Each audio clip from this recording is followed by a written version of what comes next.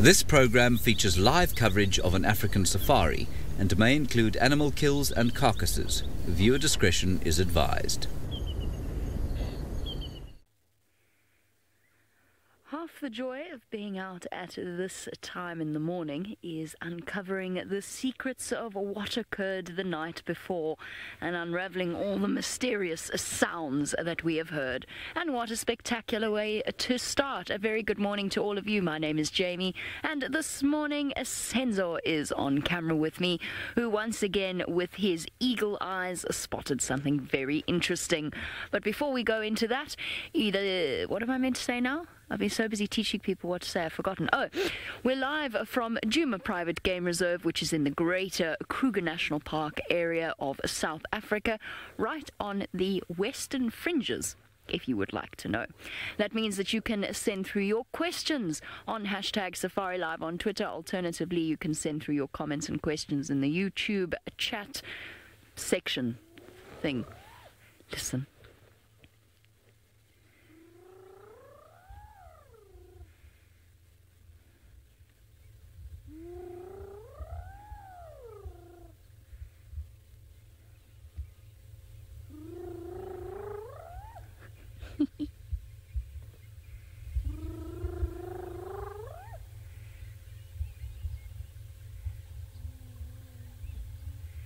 That's the best hyena whoop I've ever heard.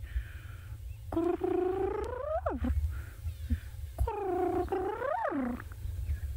are you doing, you silly hyena? Best sound ever. The hyenas, of course, have their nose thoroughly out of joint as the little chief has proved his mettle, come through, taken the bushbuck kill away from them that they were hanging around last night, too full to make the most of, and he's dragged it all the way into a marula tree. So the first thing we did was to come and check this area. My intention was actually to go to the hyena den this morning because, of course, we have all sorts of mysteries to unravel. But I simply cannot resist the sight of a leopard. Well, actually, to be honest, I couldn't resist the sight of a bushbuck dangling macabrely from the boughs of a marula tree. So there he is, the little chief himself. I don't know how much of a meal he got. I think he probably really only stole the scraps, judging by what I can see in the tree. So it's been a busy night for the animals of Djuma. The hyenas, of course, did all sorts of things from yesterday and today. Thandi and Tlalamba walked straight into the hyenas yesterday, got chased away. And that's the bushbuck, by the way. Very, very little remaining.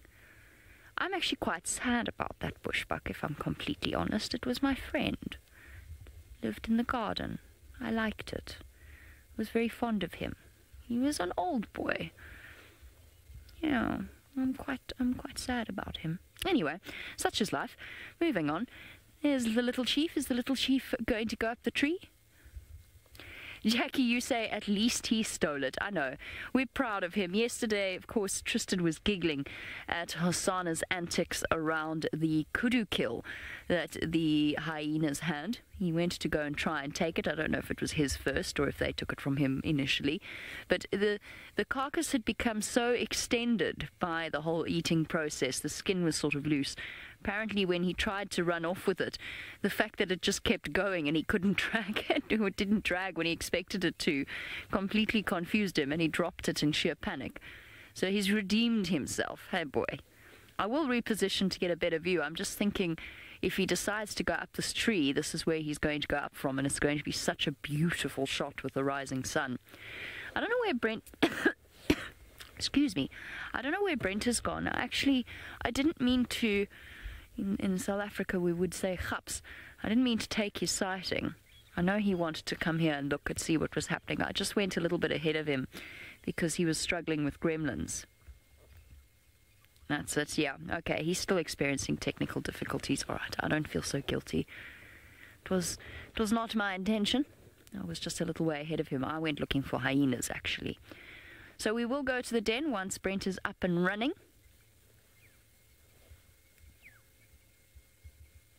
Lindsay, I saw a screenshot of that. Lindsay's telling me that Hosanna has been busy assisting Conradi with the Nest Cam. Conrad, of course, is part of our amazing tech team, and he is, in fact, solely responsible for the fact that we have any show at all. Bravo to him. He deserves all the assistance he gets from Hosanna. I don't know how he feels about that, though, because last night, for those of you who don't know what the Nest Cam is, the Nest Cam is... we're going up the tree. What are we doing? Are you just going to stand behind that tree? Yes. So that I move. And then as soon as I move, you're going to go up the tree. Is that the case? Is that how it's going to be? I don't know how impressed he would have been with Hosanna's attentions around the Nest Cam. The Nest Cam sits above a waterhole. Oi, left, left. You don't want to climb up there. You want to go... No, wrong side, Hosanna. Oh, never mind. You're not going up the tree. Okay, fair enough. Fair enough. Where are we going, my boy? Is that bushbuck not terribly appetizing?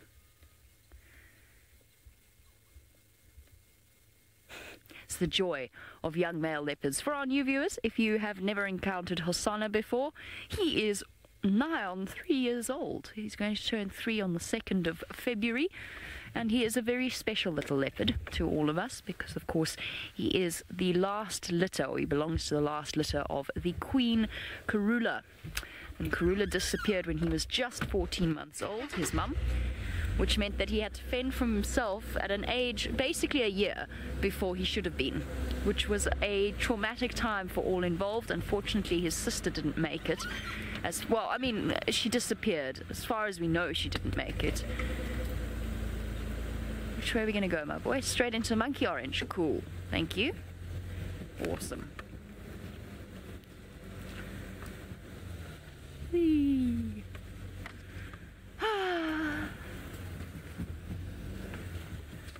Rima, yes, there was actually a hyena here a little bit earlier. You would have heard it whooping. Everybody duck. Everybody hold on to your seats. It's the Monkey Orange. The hyena came and investigated to see whether or not it could get the bushbuck.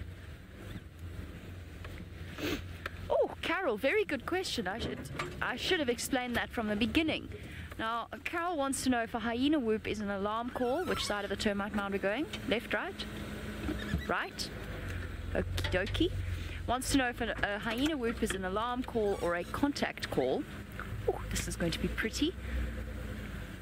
The answer to that is it is a contact call and a territorial call. It can be a call for reinforcements. Are you going to sit down there, my boy? Would you mind if I came right up close to you? Now, for those of you who are new viewers and have just discovered the stream, you'll notice, of course, that we're in an open vehicle. The wonderful thing about that is that we get to experience them at their absolute best. Like this, with a sunrise. He is not a threat to us. The one nice thing about... Oh, my goodness. Forgive me. I'm getting my camera out. I'm the only person available to you at the moment, which means that you're stuck with me, but I really want to take a picture, so... tough. Beautiful.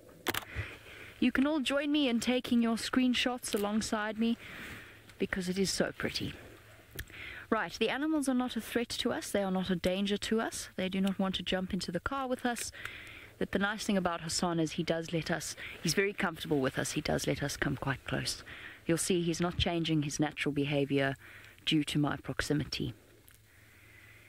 Right, hyena whoops, because I can still hear one in the distance. A contact call or a territorial call.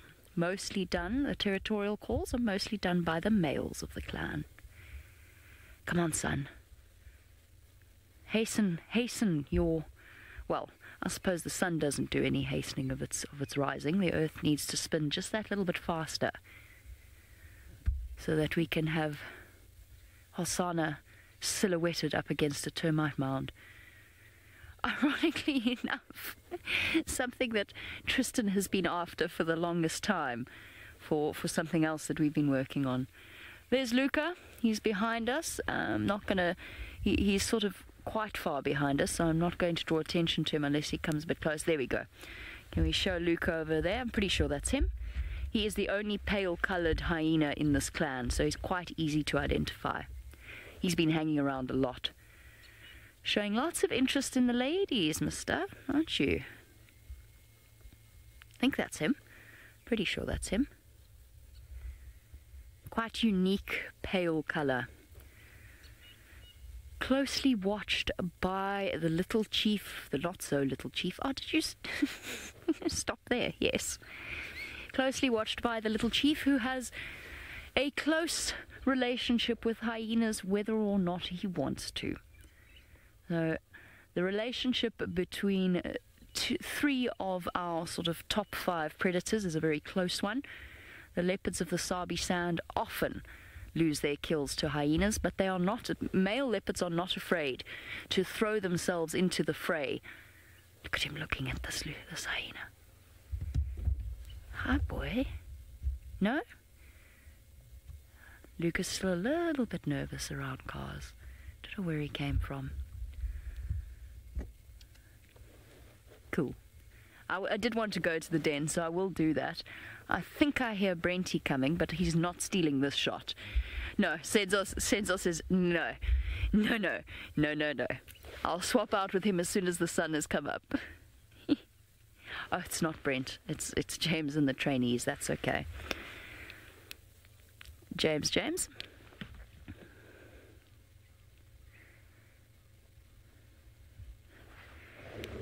You can make your way in. Osana is static on a termite mound here.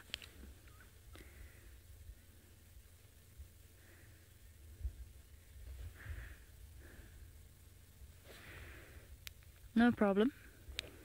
Oh, Osana, you beautiful poser, you. Aren't you gorgeous?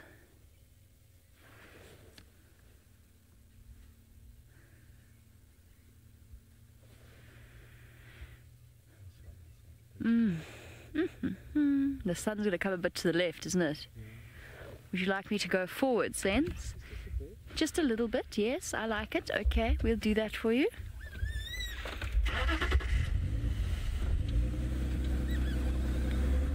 Sorry, everyone.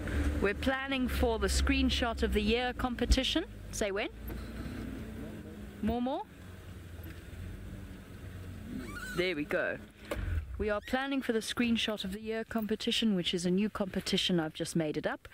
What that means is that you send through your screenshots in the usual way, and then we all compete as guides for who can position the vehicle in the best possible spot for the best possible screenshot. Sense, doesn't it look as if it's a bit to the right? Is that what you're aiming for? Yeah. Okay, cool, perfect.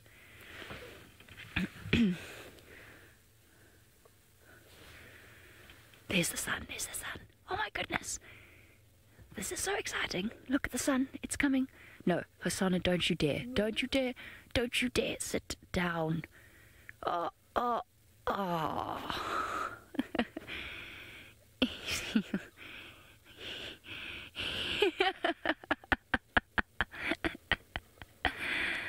Oh, man.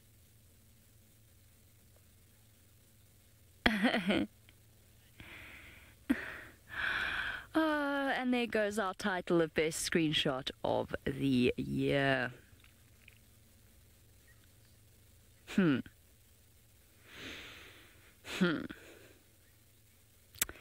Live wildlife, everyone. Completely unpredictable. Right, I mentioned that Brent was having some problems this morning getting going, or getting his vehicle going. Apparently he's up and running now. Let's head across to him and find out if he wants to come and take over from me.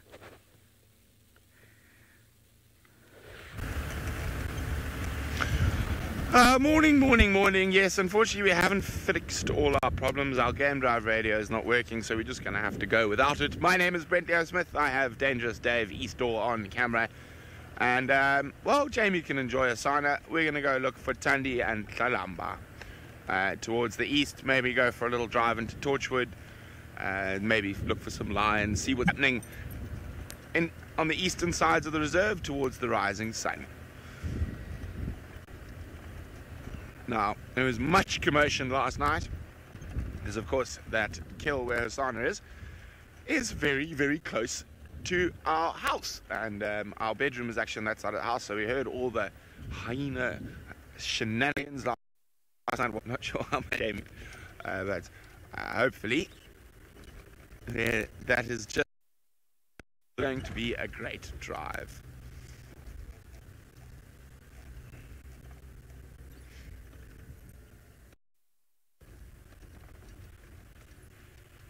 Now, of course, you've seen Jamie, you've now seen me, but there is another fellow who's tramping around the bush getting some exercise this morning, and that is, of course, Tristan. Indeed we are, Brent. We are going to be trampling around the bush and getting some exercise on probably what's one of the more glorious starts to our day. It's been perfect kind of conditions to be on a walk. We've got this full moon that's kind of coming down on our western side, beautiful sunrise on the east, and the weather is perfect for now. I think it's going to be quite hot by the time we finish this walk, but for now we're all good. Now the plan is for this morning is that we're probably in all likelihood going to try and just kind of loop around the northern side of Djuma, try and see where those buffalo went and whether or not any of the lions came in kind of behind the buffalo and tried to follow them around. We haven't heard anything for lions this morning, so there's no sound for them, but hopefully that's where they're going to kind of come out and move in that direction. So we'll scratch around there. Last night, once we finished the show, we actually had Tingana at Buffelshoek Dam, very close to where all those vultures were, but we didn't find any sign of a kill there. And then we had Tandi and Tlalamba also on quarantine. They then, for some reason, got onto a very, very big mission and ended up walking all the way to past Nyala Road and still going kind of east. So they were heading towards Torchwood. Now, what I want to do is actually just quickly go and check here. There's a few vultures that you can see just in the tree over there. So those vultures are from the kudu from yesterday morning. This is where Tandi and Hosanna and the kudu action was yesterday. And so I actually want to go and just check if there's any of that carcass left. I doubt that there will be, but you never know. Maybe there's a little piece or something that we can go and have a little look at and go and check what's going on. Now it looks like a white-backed and, well, two white-backs by the looks of things that are in that tree. So let's go and scratch around and see what's here. You never know. We might find a leg or a rib cage or something. I would imagine, though, that the hyenas finished all of this. Safari Kid, how is my eye today with the sun cream? Yes, it's much better, thank you very much. It took all of about last night and washing it about 10 times before I actually could see properly again, but it's all good today. Thank you very much for asking. I feel much better about life, and I'm probably going to ditch that particular sun cream because it's a weird one. It's kind of one of those spray ones, but it seems to have like an oil base to it, which means that it's almost impossible to get off when you try and wash it. It kind of just stays and sticks in your eye. So I'm hoping that we can kind of get rid of that one and I can get a better one that doesn't do it, because that was not exactly that comfortable yesterday. Right, now when we left, well, last night, the carcass had been dragged quite far, so I want to go and just double check where it's gone. It was somewhere here. Just wanted to have a little look in this area, and so I'm going to go and try and see if I can find it. But while I do that, let's go back across to Jamie and the beautiful Hosanna in the sunrise.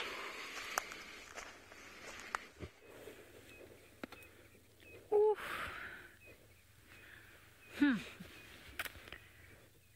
I'm not even going to talk for a moment. I'm going to let you take this in.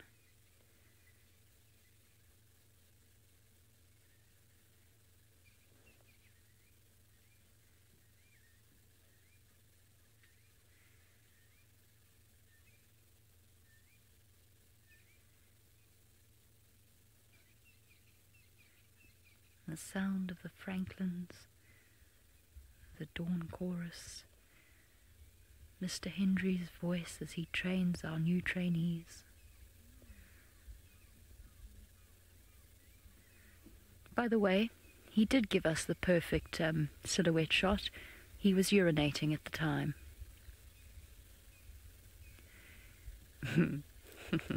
That's why we love you, boy.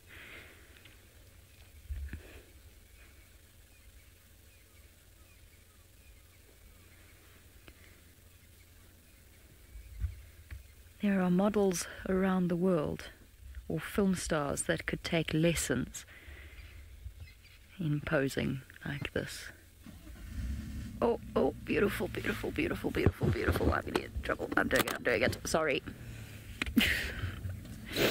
I'm just gonna develop a sudden case of the sneezes. Take a leaf out of Brent's book.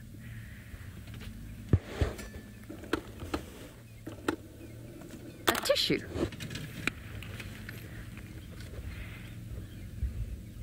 Okay, I'll stop now. Promise, I'll stop now. Oh, but he's just so beautiful. And he's got so big.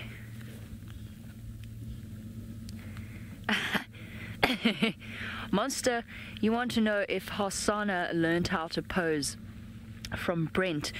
Do you know what? I suspect that Brent actually took lessons from leopards, young male leopards, while he was growing up. The reason I say that, of course, is because Brent was fortunate enough to be raised in the wilds of Africa, so he's probably enjoyed scenes like this from a very young age, and I have no doubt they made an impression on him. So while completely incapable of licking the top of his foot, thank goodness, Brent, I'm sure, has taken lessons in posing. That is just too beautiful, Senzo. Sterling work. Absolutely sterling work. Getting right between those toesies.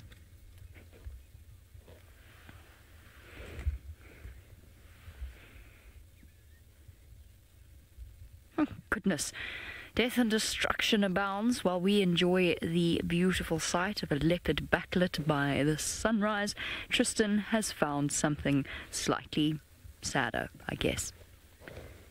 We have indeed. So we found where the carcass is. I'm surprised actually how much is still left. I would have thought bits of this were going to end up back at the hyena den, but for now it's just kind of been left pretty much where I left it last night. It's been broken up a little bit and the ribs have definitely been chewed on, but there really hasn't been a huge amount of consumption that's taken place during the course of the evening. There's definitely kind of ribs that have been broken off and a leg that's been kind of separated, but otherwise it's pretty much the same bits of carcass. Now, yesterday you might have wondered how we knew this was a kudu. So essentially we basically used the legs because everything else had been eaten, and so the legs were the only thing that we could use. Now you can see one is the size of this leg. There's very, very few other animals, if I put my hand there, that have a leg of this size out here. Kudu would be really the only one. The other thing is if you look at the actual fur color over here, it's that kind of grayish colored fur. Now the only other animal out here that has fur like this of maybe the same size would be a waterbuck, but their fur is not really the same sort of length as this. Obviously yesterday when the actual leg was quite whole, we could see the sort of the fur color, and we would be able to kind of determine it all the way up the leg and that the fur wasn't that long, and so that's how we knew. Now it's quite interesting. I obviously don't want to touch this too much because things like hyenas have fed on it, but you can see here it's a nice opportunity just to get a look at the hoof structure of this particular animal. So you can see that they do have a split hoof. There you go. You see how that splits out. Now that particular split can be very misleading when you are tracking animals. Now often we talk about soft sands and soft substrates, and so what happens is when they walk in soft substrate, this actually stretches out a little bit, and that's why sometimes you'll get a much more open kind of shape with a little mound of soil that runs in the middle when you're following these tracks of various hoofed animal. Now you'll also notice with these guys is that when they kind of have this closed, it's got a very sharp point to it. Now most of the time when they stand, that point opens out a little bit, and there you get that very sort of oval shape that you would normally see on a kudu track. So remember, when they stand, they're not going to have a closed hoof. Pressure is going to cause the hoof to open a little bit. Now what's also quite interesting is that you can actually see the kind of dynamics of this particular hoof and how it works. If you look along here, there should have been a very large tendon that should have come here, which would have been controlled. But if I move it like this, those of you squeamish maybe look away, but here you can see the tendon of the hoof and how it actually moves up and down and how it would have been controlled via the one that would have been attached there. So as they walk, so this tendon will contract and lengthen, and that will allow obviously the hoof to move around and to go about its business, which is very, very cool. You obviously don't get to see this very often. It's a good part to be eaten, and so that's probably why it has been crunched away. The other thing that we can see on this particular hoof, I'm going to just turn it back over, is over here This is the dew claw that we often talk about now on things like kudu, wildebeest, nyala, those kind of animals. The way that their hoof is designed, you can see the distance between that dew claw and the hoof means that that never registers, so you'll never see that in a track. But things like buffalo and warthogs, it sits much lower down on the hoof structure, and that's why sometimes when they stand in soft soil, you'll actually get the 4 kind of points on the bottom side of their track, and so you'll get the main hoof part and these, and that's where that is that dew sort of claw that you see now. It should theoretically be on the other side too. Obviously you don't want to touch the meat part, so no, that side's been eaten away, but you can actually see where it was over there. Unfortunately it's just been chomped and eaten. Now I was saying that I don't want to touch too much of this because there would have been many different animals that would have been eating off this and would have caused a lot of bad saliva to be all over it. So you would imagine that we've had hyenas and leopard feeding off this, chomping off it, salivating all over it, and so you don't want really to get that stuff on your hands. I'm obviously going to have to wash my hands anyway, just from the hoof itself, but the rest of it you'd want to try and avoid as much as possible. But I'm very impressed with the fact that there is still something left here. Normally we come across these kind of carcasses and the next day they're completely destroyed, but I think our hyenas were so full, and then they had the bushbuck, that this has just gone unnoticed. But over the course of today and tomorrow, we'll see that this will get destroyed. The other thing I want to just quickly check is over on this side, because yesterday or last night when I left this area, there was actually a whole bunch of intestines that were still hanging about, and were actually still visible. There's the hooded vultures. They might actually be feeding on it at the moment. You can just see them through the bushes there. So Nico, viewer, you asking, is that hoof like a nail? Yes, essentially that's what it's doing, is that the bones terminate at the end of the foot, and that hoof is protecting those bones and protecting the structure of the foot.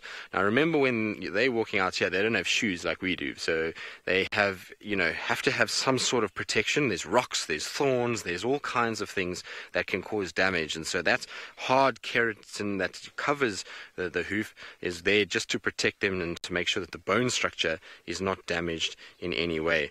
Now it's quite interesting as we kind of walk towards those vultures, is that this pathway here is just one giant track for hyenas and leopards. It's just up and down. There's tracks for Tandi and Hosana and all kinds of different hyenas that have walked up and down here, obviously because yesterday they were all interacting in this area. But where I wanted to go is a little bit further ahead, closer towards those vultures. I want to see if the internal organs were actually... Oh, hello, Nyala. There's a Nyala right there in the beautiful golden light. Isn't that nice?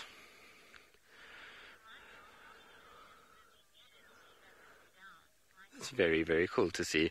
I'm surprised it's so relaxed. Seb, should we try see if we can get a bit more golden backlight on him? He's got such beautiful fur that if you get it right in terms of the line with the sun, you can get the most beautiful colors on a Nyala as their kind of whole fur gets sort of lit up.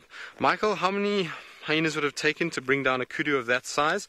Well, Michael, obviously it's always very dependent on what goes on and, the condition of the kudu itself.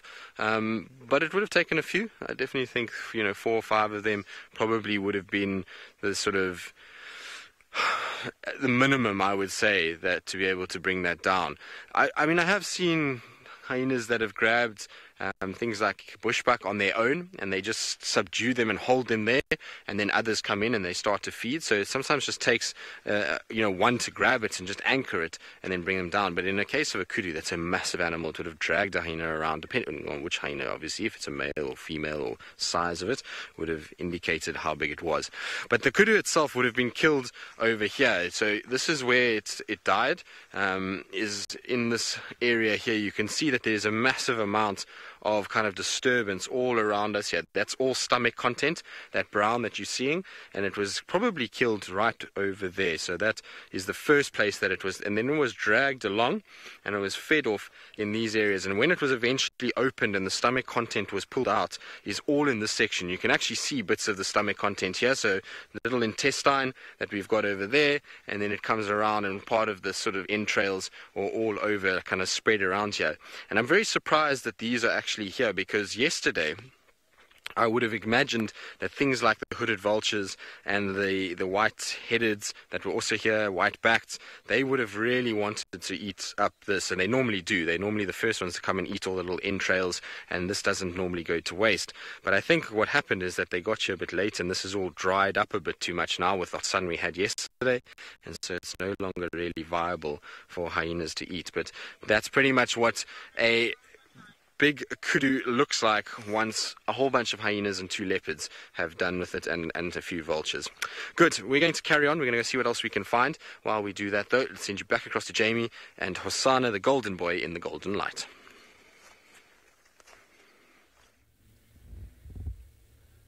The golden boy in golden light, in golden grass on a golden termite mound.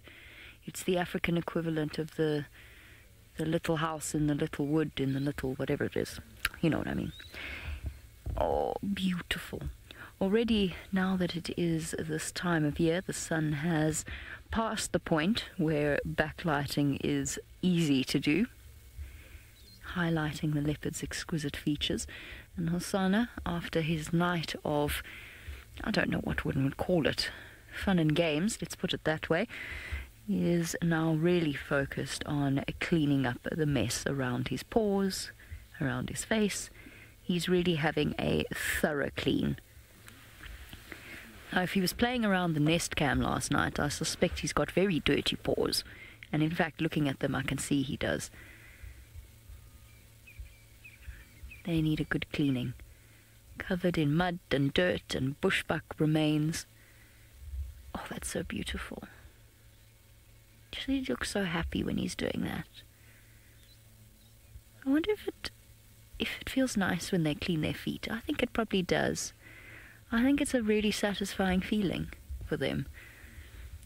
I think that getting in between those bits, or getting the bits of meat out of the claw sheath and bits of dirt and just making sure everything's in functioning order, I think must be a really satisfying feeling. Look at that tongue.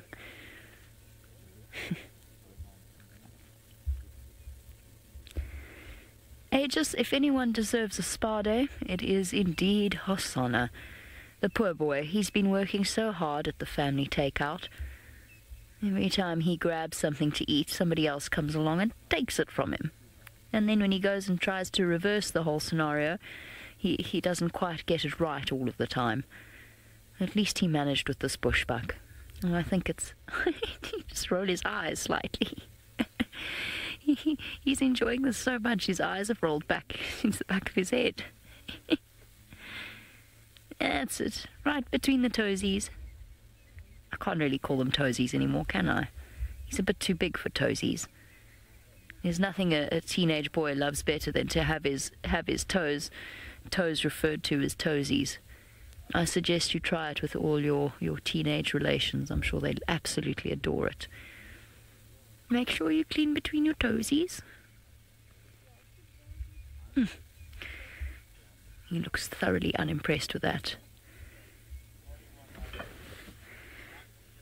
I'm terribly sorry, Safari Kid. I completely missed your question, just because there was a call on the radio which I needed to answer.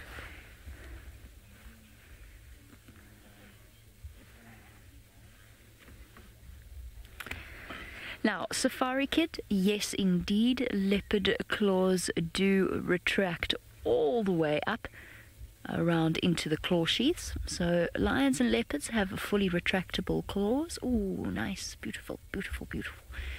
Lions and leopards have fully retractable claws, where cheetah only have semi-retractable claws. The reason being, it's important for leopards and lions to keep their claws sharp. And obviously walking around with them protruding would inevitably blunten them slightly.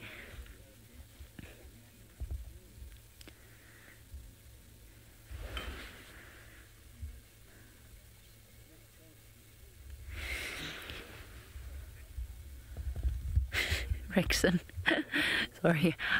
For those of you that don't know, we also listen to a second radio through our earpieces, which is the game drive radio, which is how we coordinate where everybody's going and what sightings they're going to, just to make sure that we don't overpressurize an area or an animal. And Rex has just mentioned that he's going to the hyena den, over and out, were his exact words. So hopefully he'll keep us updated on what's happening there. Brent is struggling with gremlins this morning. Something happened to Wendy from when she went to sleep last night to when they took her out again this morning, which is just exactly how their gremlins work. So Brent is late this morning. He's struggling a little bit. Well, Wendy's struggling a little bit. Wendy is his car. But that's okay. I mean, I know it's not what I had planned for the morning, but there are worse ways to spend one's time. Hey, my boy. Look at that profile. Noble.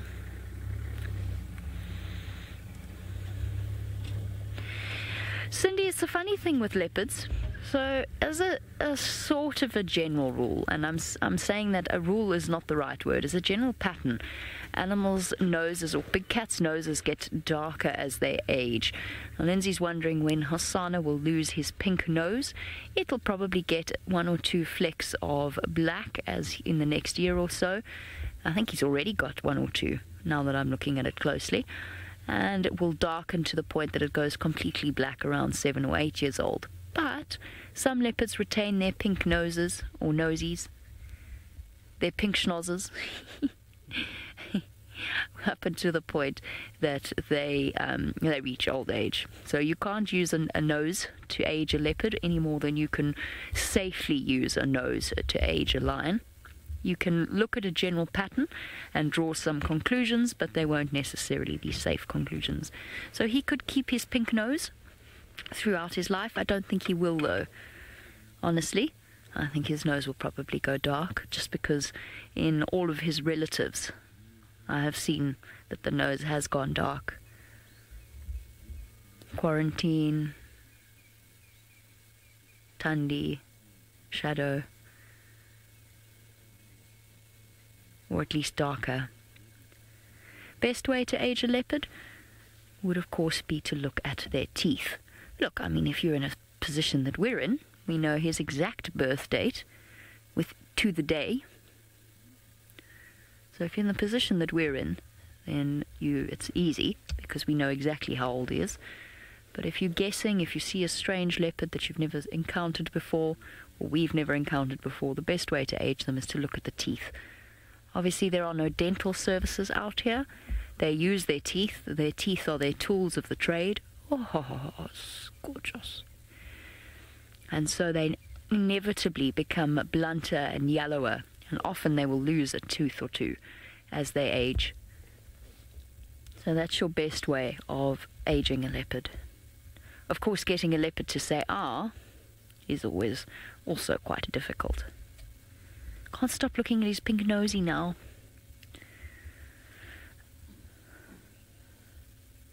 No, they're not good at the dentist. Leopards are very bad at the dentist. I do know a leopard that was given a full titanium set of dentures, oddly enough. Strange story, poor guy. He ended up caught in a trap on a farm, in a cage, and he was so angry, he was so absolutely furious at being caught in a cage that had been put out by the farmer, that he attacked it, and he took all his teeth out. He damaged his teeth really badly. And naturally that was a human-induced injury, so the vet came in, and they did a pioneering operation where he was given titanium implants, not even dentures, he was given titanium implants, if I remember correctly. They took, but ultimately it was decided that one couldn't send a leopard into the world with titanium teeth. He lived out the rest of his days in a very large enclosure. Shame. Poor guy.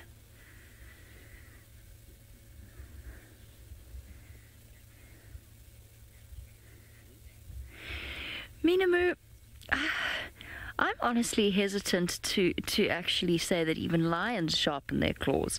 So Minamu wants to know if leopards sharpen their claws in the same way that lions do. I actually don't think that lions sharpen their claws.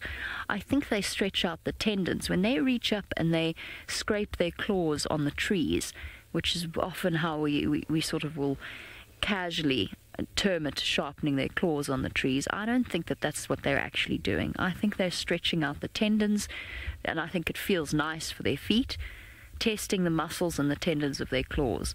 I mean, if you think about it rationally, scraping your claws down a rough tree doesn't sound like the most efficient way of sharpening them. I think the claws grow sharp and stay sharp. And if they're blunted, it's usually as the edge is sort of wearing off and the rest of the claw comes through, just like your fingernails. So I don't necessarily think that they actually sharpen their claws. Personally, that's my opinion. Leopards nor lions. Neither leopards nor lions. Look at his whiskers. His eyebrow whiskers. Lovely eyebrow whiskers.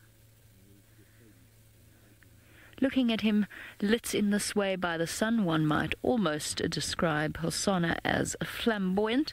There are, however, feathered creatures out here that are usually far more flamboyant than he. Indeed, Jamie, very much so. Now, what we're sitting with is a martial eagle, that's a juvenile martial eagle. I think it's very, very far away. Seb's doing a sterling effort to show you that eagle because it's a long way away. Now, there has been a juvenile martial that's been spending its time roughly in this area. I've been seeing it quite a lot recently. It's also an adult that's been flying around, and I always really enjoy when we've got martial eagles on in the area because they're incredible birds that hunt all kinds of amazing things. I mean, we've seen them on steenboks and baby impalas and scrub hares and monitor lizards and all these kind of things, and you kind of watch them fly around you and you see them cruising just over the top of the treetops, and then from there they'll come down and they'll kind of swoop on what they need, which is very, very cool. So I mean, I've had some epic experiences with martial eagles in this area and watching them go about their business, and I find the juveniles are actually sometimes the best ones to follow. They seem to have a lot more kind of, what's the word for it? I suppose it's exuberance. It's much like Hosanna in a way. They chase and they go after things a lot more than what you see with the adults. The adults are calculated and know exactly what they're doing, whereas these juveniles will often bomb into things and try and hunt all kinds of different stuff and almost investigate their world and try and figure out how to go about things. So it's always nice when they're around, and it's great to kind of watch them and follow them and try and see where they go, because you can find the most incredible things with the martial eagle. I'm pretty sure the monitor lizard population here is not impressed that there's martial eagles flying around, nor is the steenbok duiker, or in the next probably 2 months the impala lambs, because those guys are going to be seriously effective in catching all of those. Lily, you say you love these birds. They are one of my favorites too. I mean, crowned eagle is my favorite of the raptors, but I do like martial eagles. I think they've got the most stern look about them. They've kind of got this sort of flat eyebrow that makes them look always like they're very angry and serious, but they're massive bulky birds, and that white chest with that kind of dark grey black sort of head and brown, I suppose, not black, head and wing area. Very, very cool bird to see, and like I say, incredibly powerful, massive big talons and strong, powerful feet, and the things that they can take really is quite something. So I always enjoy seeing these guys. I wish we saw more of the crowned eagles. I really do. You know, the crowned eagles, while they do get seen here more along the Manyeleti, Sand River, Sabi River, very seldom would you see them here, but that's an incredible bird, and seriously impressive about the way it goes about things, and much sort of smaller compared to the martial in terms of its sort of height and its wing length, but it's broad and bulky, and the talons on that bird are unbelievable. So that's my favorite raptor, but these guys are also ones that I always enjoy watching. I'm hoping that we're going to start to see some very cool kind of interactions. Like I say, when the impala lambs come out, then you start to really see these guys go about their business and find all the things that they like to eat and go after. And unfortunately, like I say, the impala lambs, they have a really tricky time of it during that period of not only from the skies, but they get hunted obviously by snakes and leopard and lions and all kinds of other things. So tough time if you're an impala lamb. It's amazing that so many actually survive. Kristen, I I'm hesitant to say yes because I'm not 100% sure on the sizing of a bald eagle, but as far as I know they are. I might be wrong, but I don't know bald eagle measurements incredibly well. I know that the bald eagle is larger than our fish eagle, but a martial eagle is way bigger than our fish eagle too, so I think that they are larger than bald eagles. What the measurements are on that, I'm not sure. Like I said, I don't know the bald eagle's measurements or its weight very well. You know, it's obviously not a bird we see here, so you tend to kind of not learn about these things that much until you actually spend time around them. So we'll just see. I mean, as far as I know, this should be larger than what those are. So it's actually been a really nice time for raptors, funnily enough. You know, you often think that in these dry periods you don't see too many, but yesterday I had the best time seeing those white-headed vultures. I haven't seen white-headed vulture in ages, and I saw 4 yesterday, which is amazing. We had lots of, you know, hoodeds, we had all the whitebacks, we've got obviously this marshal. So it's been so nice to have so many different birds of prey around again. Obviously the Wahlbergs are around. Lesser spotteds should theoretically start appearing. When we get our first big rains and we get the termites hatching, that's when the lesser spotteds should come out a little bit more, and the steppe eagles, which also should be around soon. So, you know, it's always nice when those birds are in these areas. Right, now we're going to move off to try and see if we can get towards Gallagher Pan, get onto the trail of these buffalo. While we do that though, let's send you back across to Jamie, who's following Hosanna about.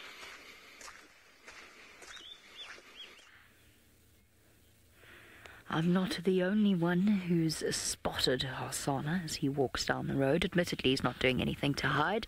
Listen to these impala.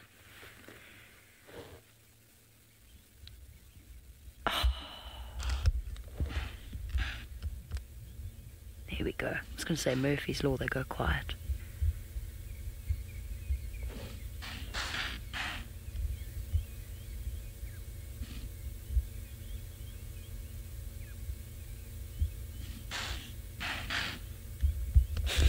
I love watching them alarm call because it's a very chain reaction type system. One goes, this sort of goes along in a Mexican wave, but in a Mexican wave of alarm calls.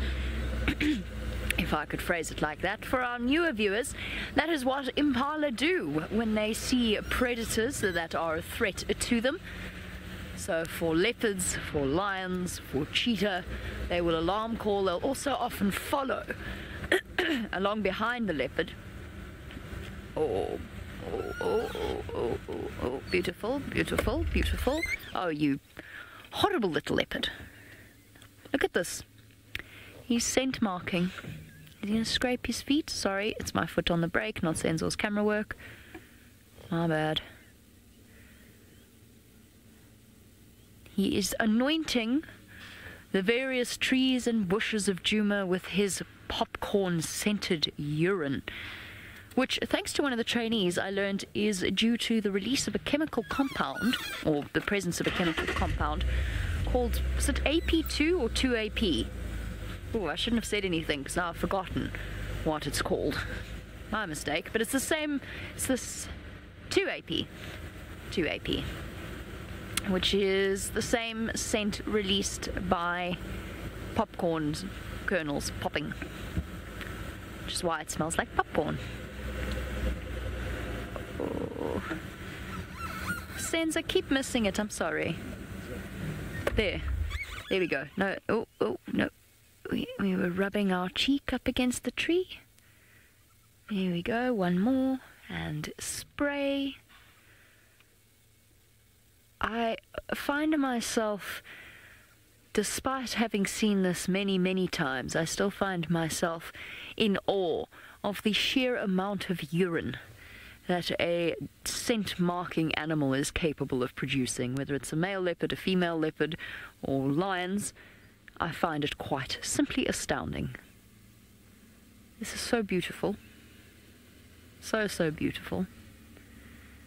Oh, please don't go in there. No, we're not going to go in there. Thank goodness. Okay, let's catch up with him. So that we don't miss the next scent marking. Oh, now you're going to roll in the road, are you?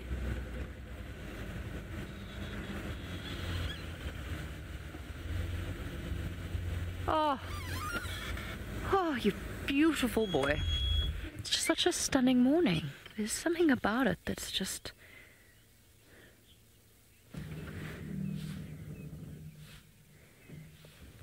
Ah, cheeky mongoose. I like cheeky mongoose. Cheeky mongoose, I mean, I like the animal cheeky mongoose. Never mind. Okay. Cheeky mongoose, will Hosanna drive off his dad at some point? We don't really know exactly how the situation is going to play out. I don't think he's going to drive his dad off, but Tingana so far seems to have been relatively tolerant of the presence of his almost adult son, despite the fact that Hosanna is now reaching an age where breeding becomes a possibility. I think at this point he's a bit too young. He wouldn't know what to do or how it all works. He hasn't started sawing yet, so he's not displaying the full territorial sort of signs of a dominant male leopard. But Tingana is getting older, and we don't know... I don't know how the scenario is going to play out. Your little tail. Twitch, twitch. Been spotted by something, or he's spotted something.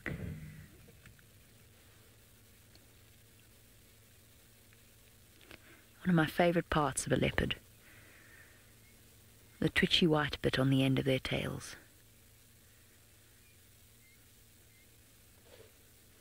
Something has arrested his attention.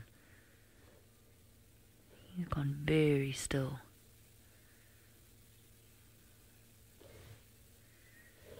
What's there, boy?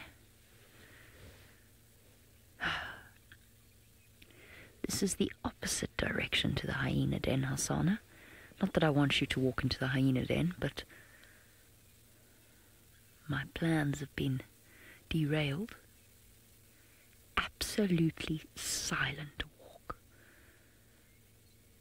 He is not making a sound. See the way his back foot falls where his front foot was.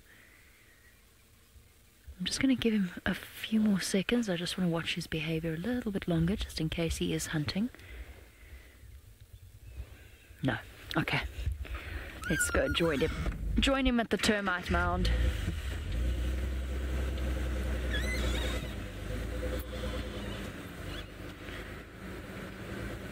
Okay, good news, the hyena den is active, but the cubs are not out yet.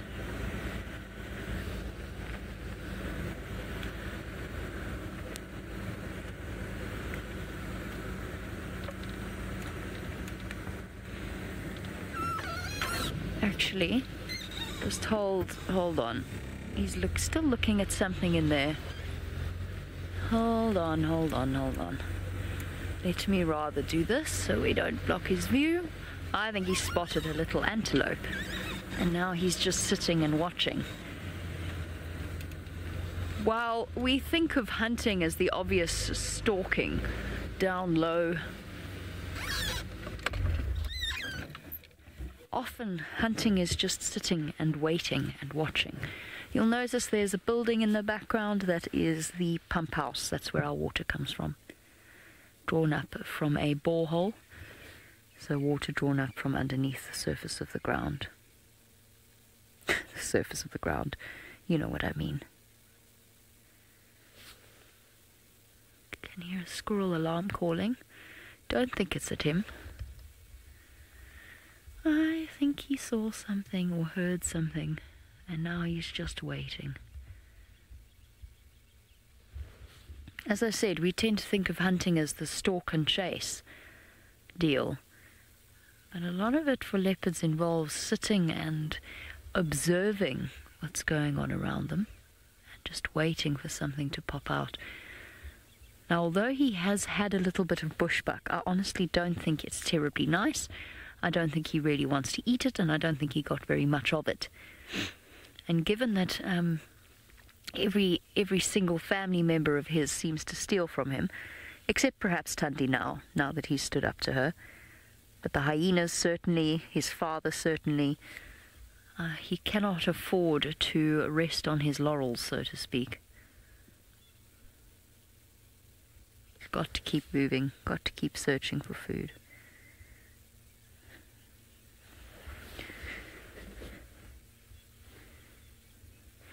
Niconico viewer, leopard fur feels like it's actually quite a lot rougher than you expect it to be, or coarser, I think would have been a better word. Ironically enough, saying the word rougher was quite coarse. So coarser than you expect, quite thick, very smooth though in places, particularly along the top of the spine towards the tail, and then very, very soft behind the ears, around the ears. You know, like a cat? I don't know if you have a house cat or if you have a friend with house cats. You know that place just under the ear? It is silky soft there. Just down and to the left of that ear that you're looking at there. That's the softest place, along with quite luxurious fur along the belly, but also still not as smooth as you'd think. We, of course, do not condone, yes, as Emma said, known as the tickle spots. That gives me a fantastic opportunity to segue into my preach of the morning, which is that we do not condone touching of wild animals in any way. The times that I've handled wild animals have largely been when I have been assisting in darting or moving or in some way helping the animal. Largely. So in no way do we condone the handling of wild animals. They're wild and they belong so. I saw recently there was a lion cub found in an apartment in France. This is, of course, exactly where a lion cub belongs. Quite horrifying, that thought.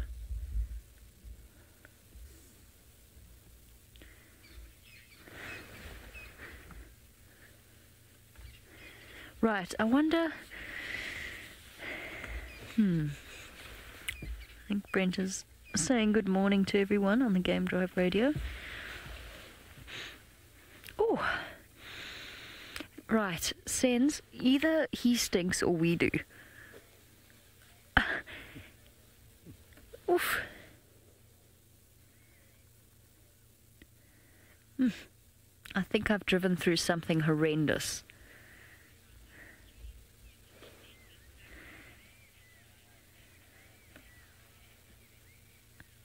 Okay. We're going to try and locate the source of the horrendous smell that is emanating from my wheels. I think I can guess. Let's go across to Bushwalk, who I hope does not have this problem.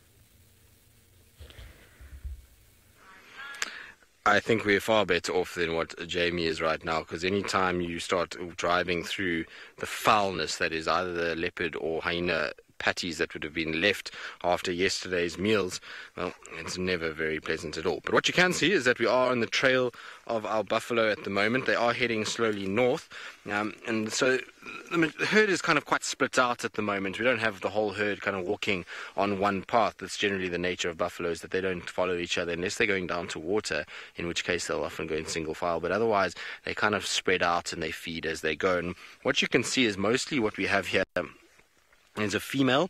So this is a female track over here. You can actually probably see a bit better the size on this particular track. So if I put my hand there, it'll give you an idea of what the size is. A big male buffalo would be a lot bigger than this. It would probably be, I would say, if we had to do a little line around it, would probably come out somewhere there. Maybe that's a little bit big, but somewhere in that general vicinity. So this is a female, and you can see next to her is where her little calf is walking with her. So there's the little calf track over there, much smaller than the female track, and so the two are walking side by side. Now, generally with buffalo, what you'll find is that these guys, while they do walk side by side at times, if they are moving quite quickly and they are not actually feeding, then you'll find that the female will go first and the little calf will follow behind. And what happens then is, as the female's going and the calf is behind, the calf can actually suckle while it's on the walk, and so it doesn't have to worry about stopping. And so often you'll find that this track will actually follow the mother's track, and sometimes will register over the top, and that's when you know that they've been suckling. And if you're really lucky, you can sometimes find in the track where this little one has been following and suckling, there's little drops of milk as they've gone along, which is very, very cool. So we'll have a look out for it as we've gone. You can see, though, that they were feeding as they went, all these bits of grass. Now here, this is from them as they kind of swipe their head from side to side. They pick up bits of grass, they eat, and some of it falls down onto the ground itself. But these are still from yesterday evening. So we'll try and see if we can find them. RB, did you say tracking buffalo, is it a good idea? well, it's no less of a good idea than tracking Thandi with her cub when she was still at the den. So, you know, I mean, they obviously are dangerous animals, and there's always an element of risk in tracking any animal. But I find with buffalo herds that they typically are not too bad. They typically are kind of animals that will, in a herd structure, be far more kind of happy to have, well, know that they are stronger and bigger presence than just you by yourself, and they know that they don't really need to kind of be too intimidating towards you. So tracking herds is okay. Obviously the risk is that there is a bull in the background or something like that that has hung off the back end of the herd that you might bump into. But if you just keep your eyes open and you listen, the nice thing with the buffalo herd is they make a lot of noise. So there's lots of grunting, lots of birds, lots of rustling in the bushes, and so generally you can kind of pick them up before you get yourself in too much trouble. Of course, there's always the element of lions too that might kind of throw a bit of a disaster into the mix and make things a little bit more tricky.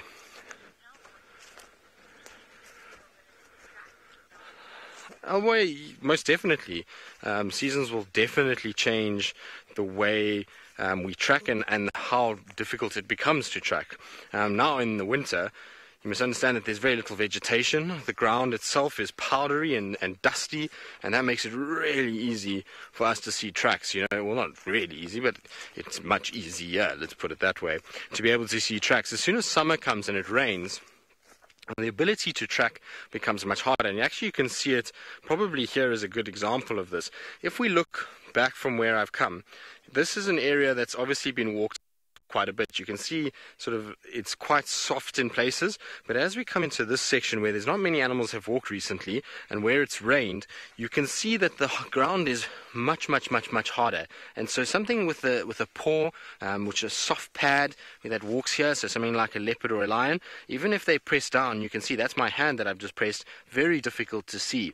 The buffalo are a little bit easier because they've got a hard-edged hoof and they're making these little kind of half circles, but even their print is not nearly as clear as what we were looking back at just now. So this is an area that received quite a bit of rain, or not a bit of rain, but I mean it's had rain recently, and the ground itself has become much harder. And so as rain happens, so the sun bakes it, a crust forms, and the padded animals become almost impossible to track over certain areas. Things like the hoofed animals, because of the edging and the hardness of that keratin sheath, it cuts into these sort of harder sections, and you actually end up with a track. But a padded animal is very difficult to find on here. So summer makes tracking infinitely harder. Also a lot more vegetation, which means that there's not as many sort of sandy patches for animals to walk on. Right, so we're going to carry on. It sounds like Brent Lewis Smith has had enough of putting his feet up and enjoying his morning coffee and has decided to rejoin us, so let's go and see what he's been up to.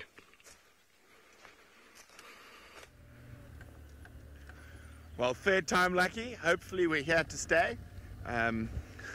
We are now basically at the same position where we had to, there we go, that's where I turned around to go back to camp. So hopefully we are going to find some sign of Thandi in Kalamba or even the Nkuhumas in the eastern sections of the reserve. Now you might hear the Game Drive channel. Unfortunately it's on open comms at the moment, so just to warn you, if you hear talking, that sounds like it's someone inside a fish tank. It's just the digital Game Drive radio. Okay.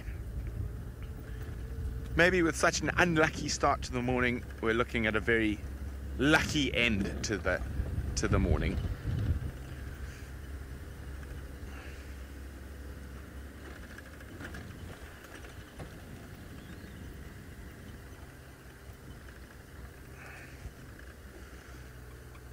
Now, it's always a little frustrating when you get stuck like that, because now you're an hour behind all the tracks, you're an hour behind the animals, you're an hour closer to when they all go flat, when it gets hot.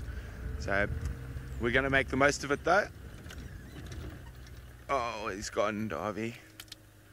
Oh. Got him up there? Yeah, hopping around. Let me go forward for you. See the back tree? Oh, there he is, hopping up. No, I think you come out, Dov. Dov, left. Okay, left a bit more. Okay, zoom. Right, to the right. Down a bit. In that tree there. See him hopping off to the right.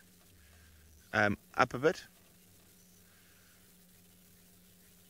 Where's he gone? I can see him with my eyes. There. Oh no, he's gone. Okay. Bye. Look, right up at the top back. I don't know which tree you're looking at. Wait, let me try this now. No, that's a different bird, but we'll take it. Where did it go now? There we go. Not the bird we're looking for, but a very pretty one nonetheless. Now, let's see who can guess what bird this is. Hashtag SafariLive. Look at the eye color.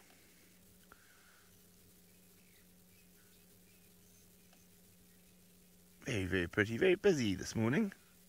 Hopping about in that knobthorn. And giving it a good little preen.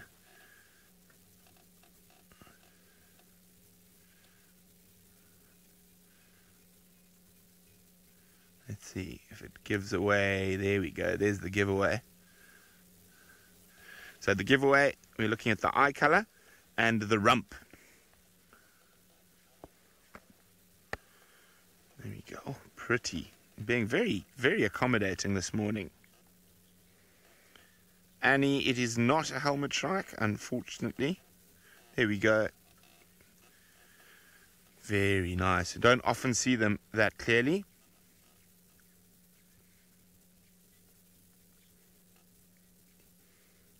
Chickadee is saying it's a fancy. I don't know what a fancy is. I don't think fancy is an African bird. So, you look at the eye color. It tells me that it's a male. Now, you want to look at the head. There's a very prominent black on the head extending into the back. And when you look carefully at the rump, oh, I definitely have not been birding with you guys for a while because you guys are rusty. It is not a black-crowned chagra at all. I think we're going to have to do some serious birding again, Dave. Everyone's getting a bit rusty. Ooh, that's a nice sound. Upset elephants to the east of us as well. So, there's our backup plan. Oh dear, well we're going to move on while you guys try to figure out what it is. Lily, who's 7 years old, says a flycatcher. It's not a flycatcher, Lily. Now, someone said black-crowned chagra. I actually just saw one fly in here somewhere.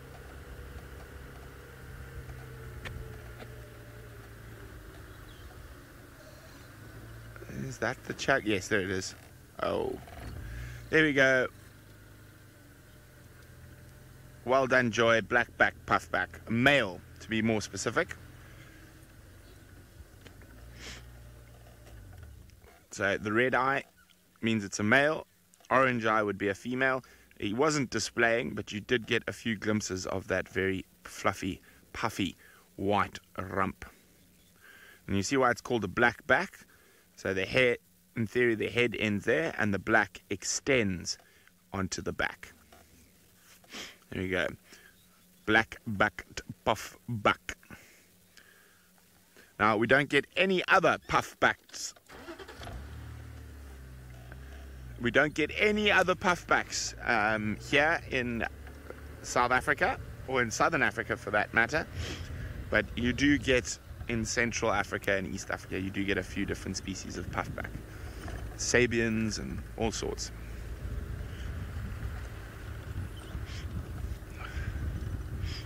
Okay, so it sounded like there were some ellies up ahead as well, which is lovely. I feel like I've been missing out on the ellies in the last little while. Now, of course, we're always keeping an eye out for Thandi and Nhlamba. But while we do that, let's send you back to the lazy Hosana.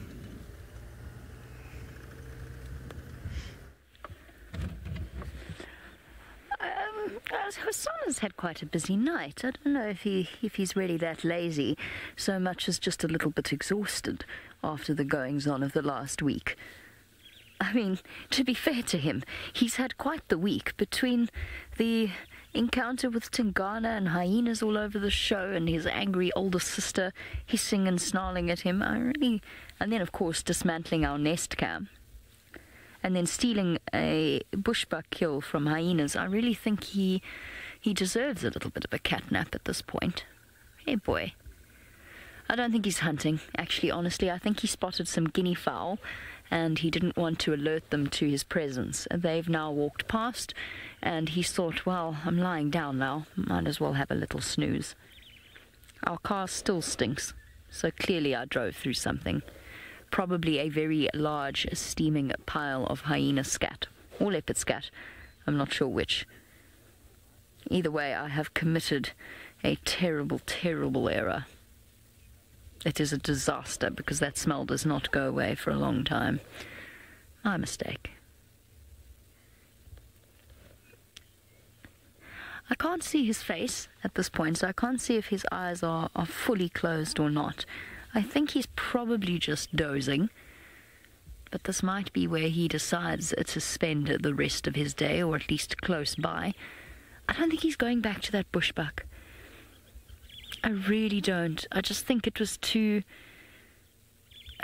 far gone for him. I don't think it tastes very nice. I think it was quite rotten. I don't think there was very much left of it. Maybe. We'll see. I think he's content to spend the rest of the day here, though. Maybe wander down to Treehouse Dam for a drink, I don't know.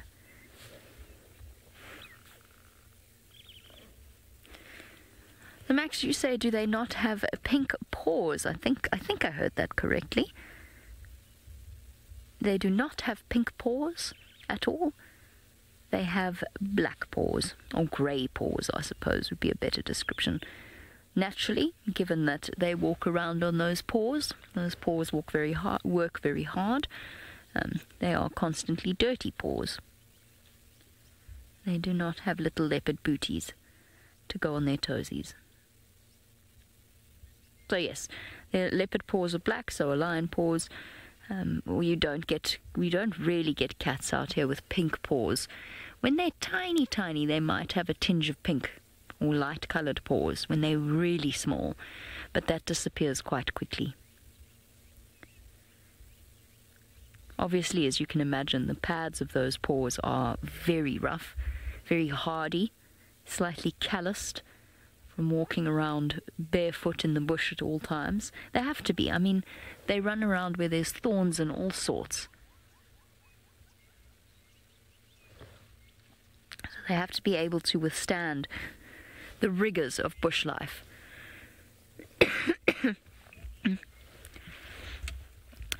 Anna Marie, you know, of course, that he did have enormous, or he does have enormous feet, and Anna Marie wants to know if his paws will continue to grow throughout his life. No, not really. Once he will continue to grow, but his feet will not grow that much. They might expand slightly, particularly outwards, sort of, you know, they will become rounder in circumference, or larger in circumference as he gets a little bit heavier because his weight splays them out. But much like, you know how with puppies, when you see a big dog puppy and it's got feet that look like side dishes, and it can barely walk around because it's got these clown feet that it's still got to grow into. Male leopards are a little bit like that. Their feet are almost at their full size by the time they're about 2 years old. His feet have got big, though. I saw his tracks the other day. Didn't even realize it was him. I think they're probably round about the same size as his dad's now, or very close to. I haven't had a chance to compare the two of them next to each other. Many, many moons ago, I had a set of calipers that VM lent me, and we measured all the leopard tracks. Bridget, oh, good question. Bridget wants to know how much I think he weighs now. 50 odd kilograms, I would say. So about just over 100 pounds. He might even be a little bit more than that, you know, because he's really solid muscle at this point. So he might even be around 55. Closer to 60? Oof, I don't think so. Sense, what do you think? How much do you think he weighs? I think about 55. I think that's probably what I would put him at. I think Thandi probably weighs under 40 kilograms. I watched her the other day walk past the car and she really is minute. So let me think about that. If Thandi's about 40 and he's about a third bigger than her, then maybe he is closer to 60. He's a compact creature. Leopards are compact creatures. I'll ask around and see what the different guides think he weighs. You know, I reckon we could even get him to step on a scale. Not that we'll do that, but I reckon we could put it in the right place. We'll just leave it for him to find. He'll stand on it by himself. Okay, well, I know that Tristan has spent far more time with Hosanna than I have. Perhaps he has a better guesstimate as to how much Hosanna weighs.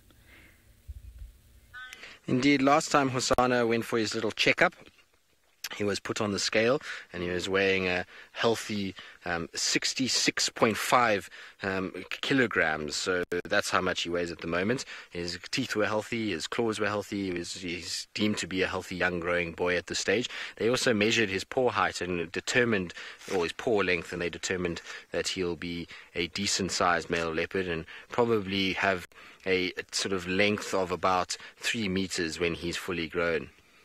I'm joking, of course. I'd have no idea how much he weighs. It's always a tricky one to answer. It also depends on how much he's eaten, I suppose, which with Hosanna is all the time and eaten a lot. But talking about cats and kind of things like that, we were obviously trying to follow these buffalo around and try and see what's going on. Now, on the edge of the kind of road at the moment, there is a track for a lion that is here. Now, this particular lion track is not a very fresh one, unfortunately. It is one that is a little bit older, but I wanted to just chat about them because, you know, we saw those buffalo tracks just now, and you saw how the edges of those buffalo tracks are super defined and really kind of clear and crisp, which indicates that they were from last night. We obviously know that the buffalo were there yesterday, which helps us.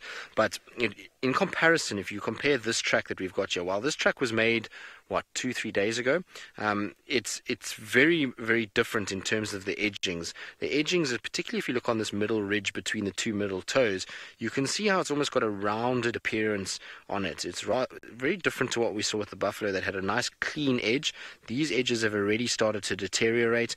Particles of soil have started to fall inside the track. There's a prime example is the one on the end of the stick there. That particle there, had it been when the lion had stepped here recently, that particle would have been squashed right in like this stick. So this stick over here gives you an example of what it looks like when they get squashed in. So that's stones, grasses, sticks. When a lion stands on them and it's in soft substrate like this, it gets pushed into the track and you get a kind of compressed look about it. When it's kind of older, then you start to see things like these grasses here that are not actually in the track too well. So they sort of sitting on top of the track, stones that are around, and then just a general kind of bad appearance of the track itself. They don't have that kind of sheen. It's often referred to when guys are tracking is that it's got like this sort of shine to the track, and that's when they're very, very fresh. Everything on the track is perfectly smooth and crisp and clear. Then you know you're onto really good tracks. Now, this particular track would be for a female. Often everyone asks, how do we know the difference between male and female tracks? Well, there's a few techniques that you can use for these kind of things. Obviously, size plays a big role. If you look at this track, I mean, with my hand there, it's smaller than my hand by a considerable distance, which you wouldn't see with a male track. A male would be very similar. But if you look on this back lobe here, it's a bit tricky.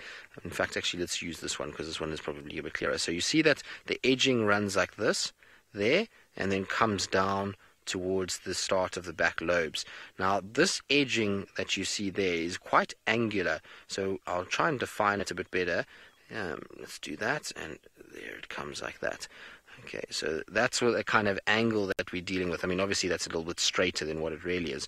Now, on a female track, this is what you see. You get this very sort of sharp, angular appearance to both sides of the pad, whereas a male track generally will come down with a little bit more roundness. that way like that. So you find with males, you can often, if you take from this point here and you follow the first curve of the pad, it generally brings you back into the track like that. Whereas with a female, if you take from the first little pad here and you come, it takes you and it takes you out away from the track. So that's how you can tell whether it's male or female, particularly when they're sub-adults and it's very difficult to see the difference in size.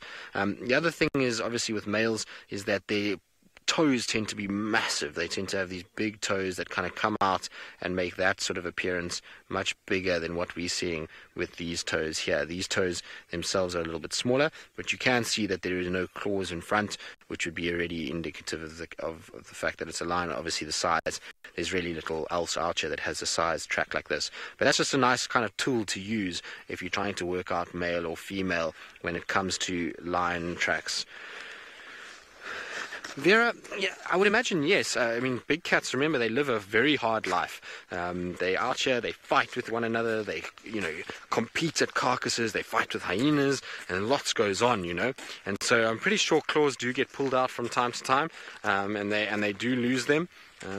Like I say, it's obviously one of those things where life is hard, and so if domestic cats are losing claws, careful there, Seb, you're going to walk into a buffalo thorn, that, you'll find that these wildcats will too. Obviously, it depends also where about the claw breaks. If it breaks on the tip, then it just kind of grows out again, and they'll scratch it out, and they'll kind of get it to the point where it's actually really sort of kind of looked after and sharp and nice. But when you get, if it gets broken right down deep in the nail, it can actually affect that claw properly, much like our nails. If you break it in a certain place, then you get a kind of deformed, or even the nail not growing properly at all. So it will be the same for these guys. They will also have that kind of happening to them, and I've seen one or two leopards where the claws are growing funny, or they have a broken claw. Seen it on lions too, so it does happen from time to time. Right, now unfortunately our buffalo herd seems to have gone northwards. I mean, we're right on the boundary at the moment, and their tracks kind of headed straight north. These lion tracks are not motivating those buffalo to move at all.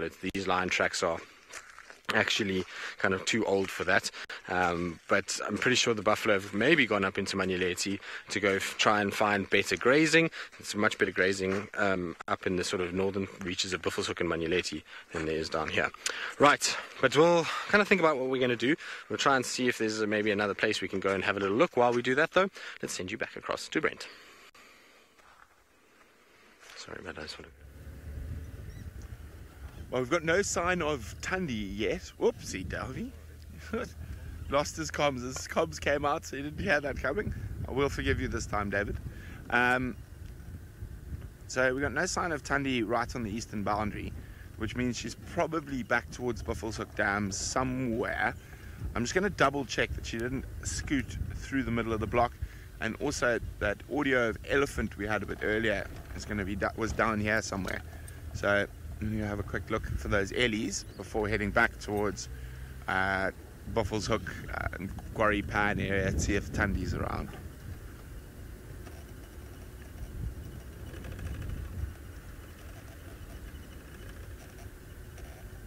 But so far, a bit quiet here in the east.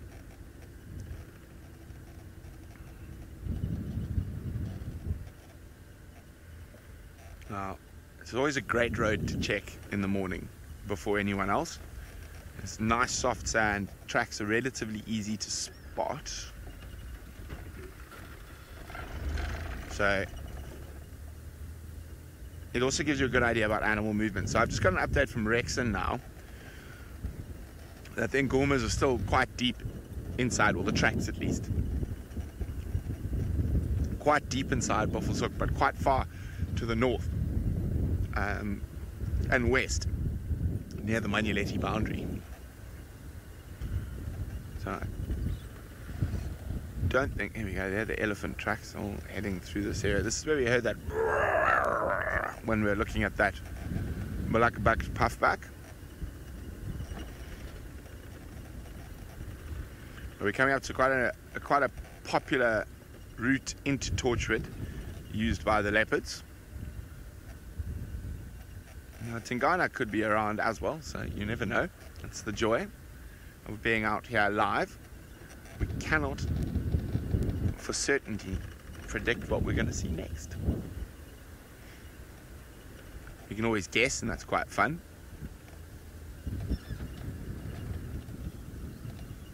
We have a very angry squirrel. Do we have any leopard tracks here? Where is the angry squirrel? Let's see, try to see which way he's looking. There's the angry squirrel.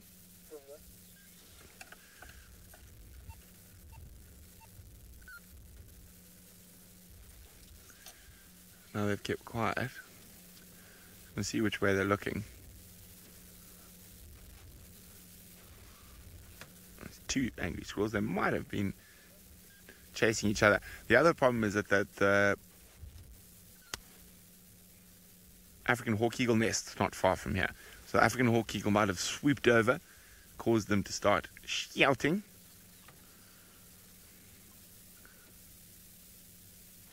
Squirrel, what is there? Oh, we don't see anything just yet. Wait, what's that there? Have a quick look over here. Oh!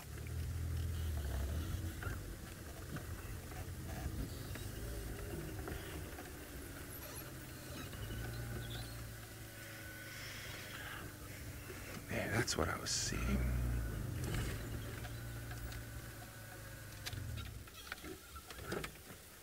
Now Starlight's wondering, why do squirrels twitch their tails when they're alarming? No, it's just a civet running, so it looks quite big. Let's double check here. So Starlight, along with the noise, which is so the other squirrels can see it, and animals can see it. That movement, most animals are designed to pick up movement, so that's why they do it.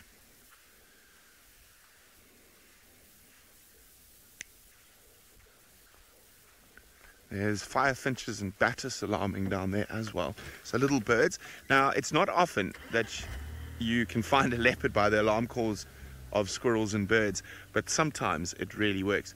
Now, if I hear little waxbills and firefinches and things alarming, especially at dusk, and I've been tracking a leopard, then I get very excited because then I know I'm quite close, because that leopard or predator, it could be a genet as well, but I've had very good success with that in just after dark, because that means that leopard has walked through where these little birds are roosting. But at this time of the day, it is not nearly as reliable, because it could be for a little goshawk or shikra. We've got some relaxed impala. It could be for an African hawk eagle that flew overhead. But the impala are so relaxed, I'm probably going to guess that it's not a leopard. It could be they could have spotted a small snake. It's always good to just double check. There's some impala that are looking very relaxed. Back for you there, Darth. There's actually a herd. We can't really see all of them, but they spread through the monkey orange thickets there.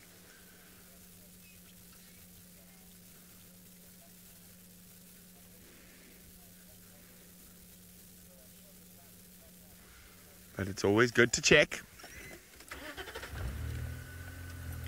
Now, when I'm trying to double check for tracks and stuff like this, you can see I go very, very slowly, and I'll often sit like this, because we know she was inside Juma. So if she's just crossed the road, the best place to see the tracks is in the soft sand right here, before you get into the main tracks. And so often it's a good idea to just go very, very slowly and see if you can spot any tracks. Also, as a general rule, unless you know there's something somewhere to get to, I feel that a lot of people in the guiding industry drive around too fast, and they miss a lot of stuff. Big cats, birds, snakes, little things, by driving too fast. I'm a great believer in sort of toddling along at snail's pace. I definitely find I have far more success. It gives you extra time, and then while while we're going at this sort of pace, we've got a much better chance of seeing something, also hearing something because the engine's not revving. But the one place I don't go at Snail's Place, however, is on bushwalk, but it seems like Tristan does.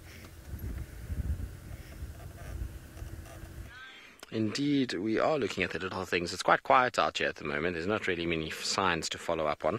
And so we've decided to look at all the smaller signs that we get out here. Now, you'll notice that is a big hole that is in a piece of wood. You can actually see where this particular insect has drilled out into this wood, and these are the little kind of shavings or bits of wood that have come out. So if you kind of use the stick, you can sort of poke it out, and that's all the sawdust, if you want to call it, of the actual sort of entrance to this. So very, very fresh. This has been done fairly recently, and it's been made by a little creature that we see quite often on drives. So here is a piece of bark, and this is the inside view basically of the holes that you get. So you've got a number of little holes that have been formed, and this is the kind of tunneling that they do. So if I break this, you can see that's all bits that they've actually fed on. And maybe let's put it in the sun for you. Hold on, let's put it like this. That might be better for you, Seb. There we go. So it's going to be much easier for Sebastian when it's in the sun. But if you see this here, this is all the sort of stuff that they've fed on and have created these little pathways. And if I actually scrape it away, I'll show you how deep they eat into the wood structure. Now, if you look on this line here, you see that there's a very big ridge. Now, that's actually wood. I can't scrape that away any further. This big ridge here is where they've actually taken away all of this bark and eaten. And what this actually is, Seb, I'm going to turn this around quickly for you so that you can all see what it actually is over here. Inside this little cocoon is actually a little wood-boring beetle larvae that is busy growing at the moment. It's pupating as we speak. You can see it, just that brown thing inside. It almost looks like a little seed. That is actually the little larvae, or like I say, the pupation phase of this particular beetle that's taking place. And so they spin the silk cocoon, and then it's now starting to grow out, and the beetle itself is inside. Now, we very seldom actually get to see these wood-boring beetles, so this is really cool to kind of have an inside look at one of them. Now, this particular piece of bark wasn't actually even on the tree. It was kind of nestled up against the tree, so we haven't really disturbed anything too much. We'll just turn it back over again when we're done. But look at how cool it is that it's growing inside there. You can actually start to see the little segments of the abdomen that are starting to develop, and then the head is coming this way towards our sort of left side, or my left side, your right side of the picture that you're looking at. So that's where the little beetle is forming. And then what you're going to see is around it, there looks like a number of little predators. So you see there's a little spider that's over there. So that's a tiny, tiny, tiny little Salticidae by the looks of things that's right up next to this. Now, whether or not it preys upon these larvae when they're first born, I'm not quite sure. It could also just be in here because these kind of woody environments that are closed up make a much safer place for little spiderlings to survive. You can see at one point there was another spider here that was slightly bigger that is released its exoskeleton as it's grown. It's now made itself slightly bigger, and so it gets it secretes a fluid which basically separates this exoskeleton from its body. It then pulls itself out, and then that exoskeleton basically hardens again when it's done, which is very, very cool. So a lot going on in this particular section, but these wood-boring kind of cocoons, you very, very seldom get a really nice view of them, and so really cool that we've managed to find one this morning. I'm thoroughly impressed with that. I think it's absolutely wonderful to be able to see these. Nola, it does look very fine and delicate, doesn't it? I mean, obviously don't want to pull at it or anything like that. That little beetle is still growing inside there and is still trying to survive. And so if we break that cocoon, we're just risking its chance of survival. So we're not going to do too much there, but it does look very, very fine silk and beautiful color, isn't it? It's got this kind of like goldy bronze sheen to it, which is very, very, very pretty, particularly in this morning light. But what we're going to do is we're just going to put it basically where we found it, which was sort of up against the tree, much like that. So we're going to leave it like that. Now, Ebony, are there any animals that eat larvae? Many, many, many, many, many animals that eat larvae. I'm going to just actually put this a little bit better, which we're going to do like that. That's going to protect it a lot more. So yes, there are many animals that will eat larvae. You'll find things like civets and genets. You'll find certain birds will go after larvae. You'll find mongoose. What else? The mongoose are probably the biggest exponents of it. They'll be the ones that will really kind of go after it quite often. So you'll find a little dwarf mongoose will scratch around here. You often find them breaking apart bark. Things like baboons will also do it. So there's a lot of predators of larvae. It's highly nutritious, full of protein, and so it's a good thing for them to be eating. And so a lot of different things will actually go after it and try and feed off them as much as possible. So, you know, if you're a larvae, it's not a really good world. Now, what's really nice to see is this, because we haven't seen this in a very, very long time. If you look on the road here, we have the first signs of summer coming through. Little green grasses that are slowly popping up. Look at that. Isn't that nice to see? A little bit of greenery in amongst the dry earth. It's still very, very kind of dry at the moment, and I really feel sorry for some of these green shoots. I've seen a few of them popping up, and what's happened is as soon as they've popped up, we had this cold weather, and so a lot of them died, unfortunately.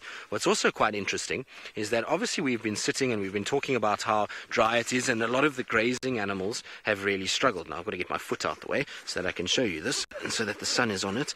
Oh, sorry, Seb. But if you have a look here, this green grass that's grown, look at how it's already been chomped down to absolutely sheared almost to the ground itself. You can see that each little leaflet has been cut and has been nibbled on and has been chewed, and that there's very little kind of left of this patch of grass. I mean, this grass should be quite tall, much like what we saw just now, but it's all been chewed, and the people, well, the animal responsible has left very clear signs that it's been here. So if you look here, here's a slightly fresher one over there, but there's little pellets all over the place here. So this is for scrub hares that have obviously been visiting this green growth over the last little bit and have really kind of eaten a whole bunch of it and made sure that any little bit of greenery is being chewed on. So I'm pretty sure that those ones will be next. Maybe tonight those little ones there are going to be eaten by these scrub hares.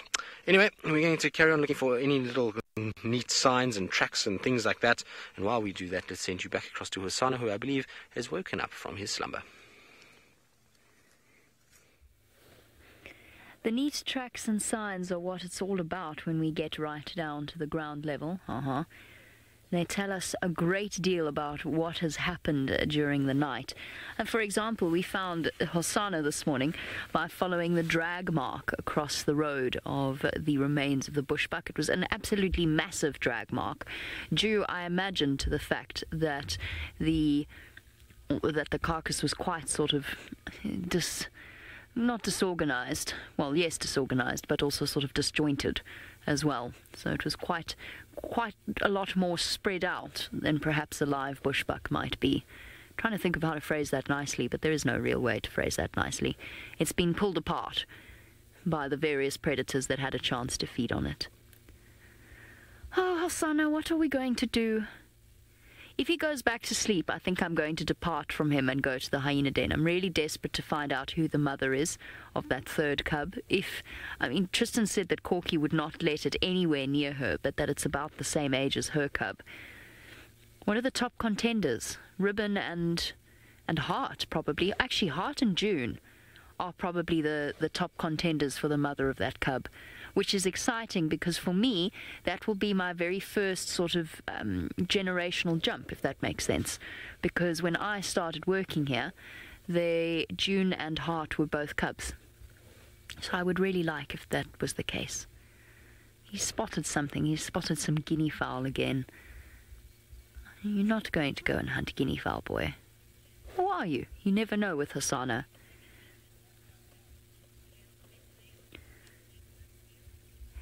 Niconico viewer.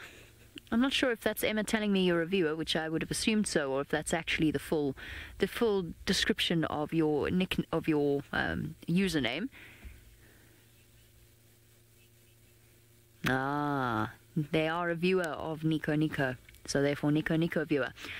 Now, you want to know if the tails of female leopards, did I get that the right way round, are longer than male leopards? No, I don't think so. I think that proportionately, I think they're about the same. Male leopards' tails will be slightly longer because they're slightly bigger, but I'm not aware of female tails being longer than that of the males. Not that I can think of. I can hear a ghost bird calling in the distance. Grey-headed bushshrike.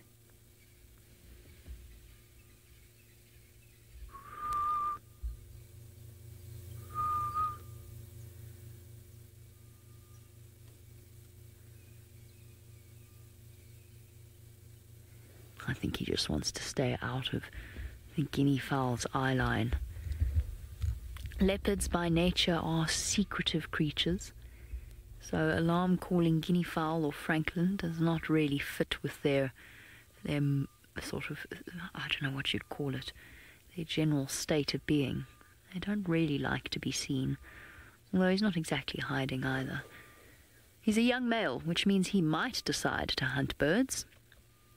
He almost went for some francolin with James not so long ago. And there is a mysterious patch of feathers that appeared on Gowrie Cutline when he was hanging out around there. So I think he hasn't quite said goodbye to his bird hunting ways. Typically, for large male leopards, for fully grown male leopards, they don't really go for birds. I've watched guinea fowl walk past Tingana repeatedly, very close, and we've often commented on the fact that francolin seem to be quite comfortable wandering around sleeping leopards. But, oh, where are we going? Where are we going? What have you heard? No? I think he's still just sitting, watching, listening, not quite ready to go to sleep. You see that upward tilt of his chin and the ears out? I think he's heard something moving in that drainage line. We're going to sit tight, wait to see if we can see what it is. Meantime, Brent has been beetling about Djuma. Let's see where he is. Big dam, small or otherwise. So guys, we've figured out what everything was alarm calling at in this area. He's going to pop out again. Darn it. There's a little slender mongoose on the hunt. Let me just try forward again, Darby. So the squirrels, the birds, they're all alarming at this little slender mongoose who's quite relaxed. Normally they just disappear, but he's ignoring us and carrying on hunting. And now I think he's moved into a thicket where we can't see him. Oh dear. Oh, there he is. You see where that sort of bent over log is?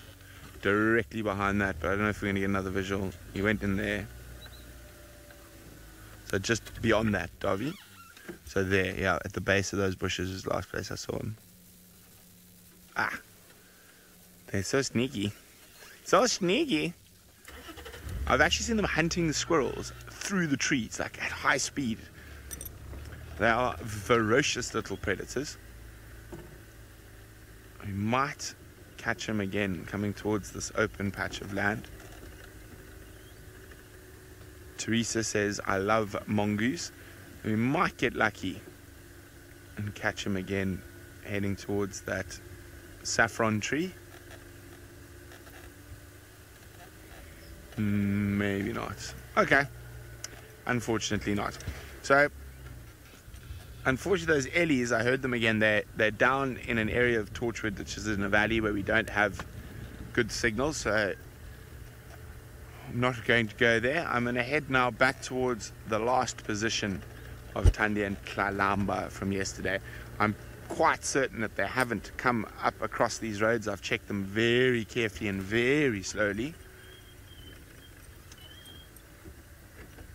So this road, Central Road, this top section of Central Road can actually be quite difficult to see tracks. So what I'm going to do is go even slower than I was going. I'm going to go in first gear to make sure we don't miss anything. Oh, while we search for leopards, Jamie's leopard is slinking off.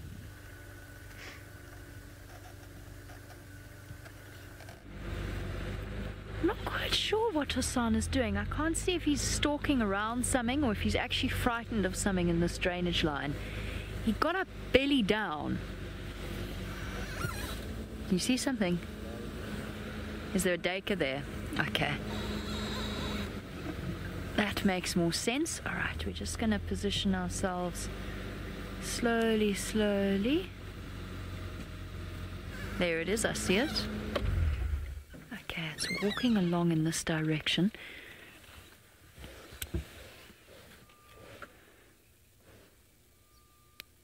Abel.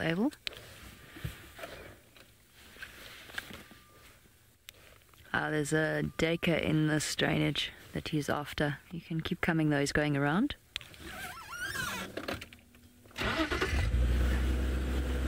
Just making sure that none of us in any way impact his hunt. The dacre's not happy though. It's picked up on something. I think he might have got it wrong almost immediately, but he's now going round. He's going to use the steep banks of the drainage line to actually creep up on it. Can you see it there? No. Okay, let me just go around him. You can see it. Okay, let's just sit still for a moment. There it is. Okay, I can see it over there. It's going to move back down into the drainage line itself. Let's just watch him for a moment. There it goes, back down. You see him stalking, slinking around. It's going to be a tricky one for us to actually follow him without disrupting this. So what we're going to do is we're going to sneak around. Let's just keep watching him while we can see him.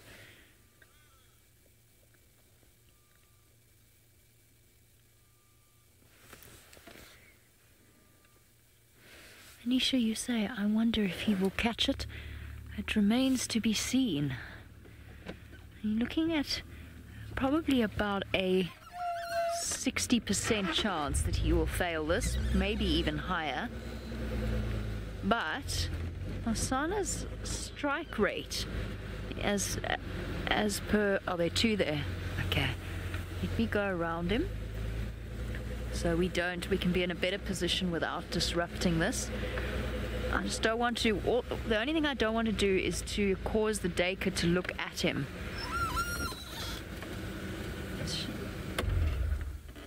Where can you see it, Sens? I can't see it. In the drainage, okay. Alright, in that case we can move.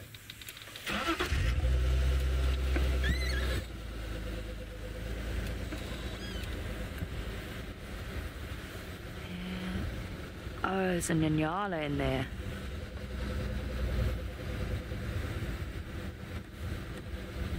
Hosana, if you'd stayed in the place you were in, you would have a much better position. Sweet history, I know. If he gets it, then he must hoist it. Absolutely. I'm just going to go in here.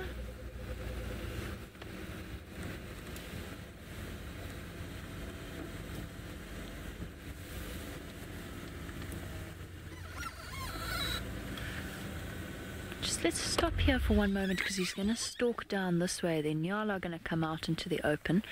So let's just stop. We can actually see them here. Oh, Grace, you want to know if he is in need of food. And the answer to that is no, not really. He's actually quite full. He's between the various sort of piecemeal, literally piecemeal meals that he's had. He's got enough, so he's not hungry. But, I mean... a meal is a meal, and he'll never know when his next one is going to pop round the corner. So while he's not starving, he doesn't want to mess this up, and we certainly don't want to interfere with it. It's a tricky area.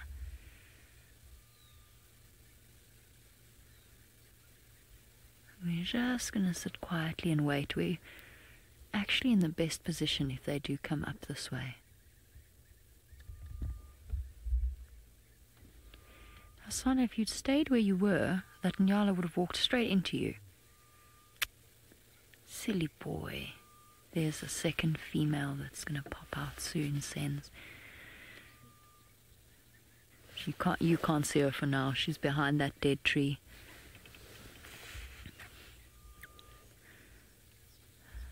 Tom?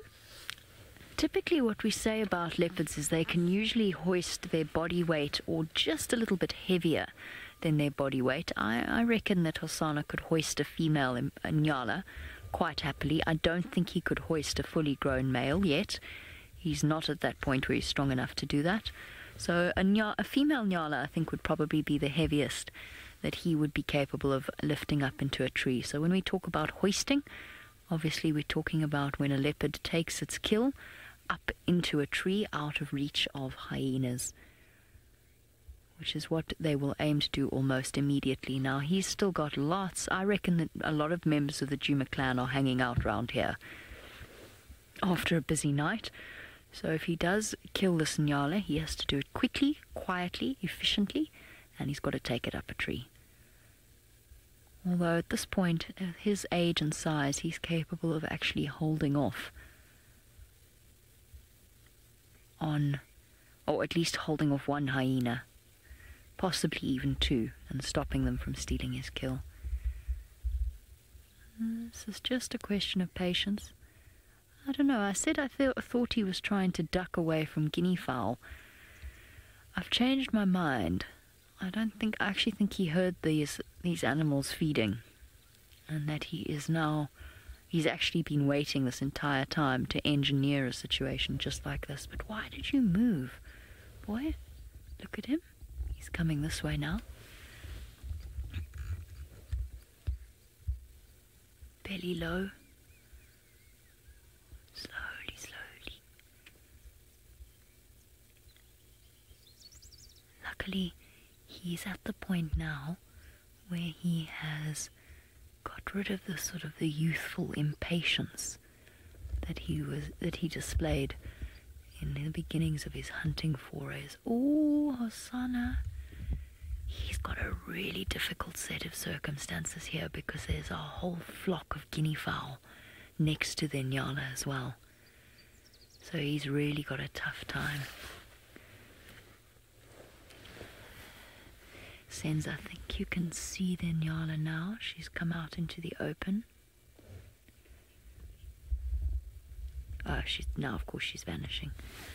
No, she's in there. There she is. Well done. Thank you. So that's what he's after. If we can hold off on bringing in a wider audience for now, I'll let you know when I think he's close enough. I don't think he's close enough yet.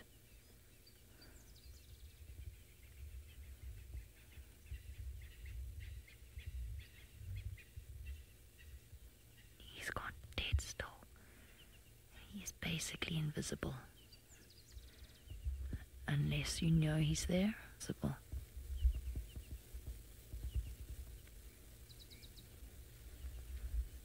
You can just see his spots. So what he's doing is he's watching that nyala so closely, and every time she turns her head, and he can guarantee that she's not looking at him, then he moves. But he's just lost her. Oh dear, Anna, she's gone the other way. Shame. He should have stayed where he was. Oh, it's not for me to tell him how to hunt. He probably knows what he's doing better than I do. But to me, these nyala are going to walk straight to that termite mound he was hiding behind.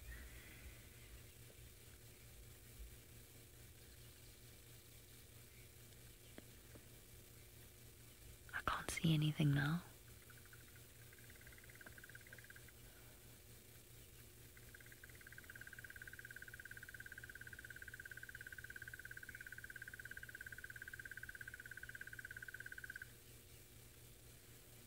Moments like this always seem frozen.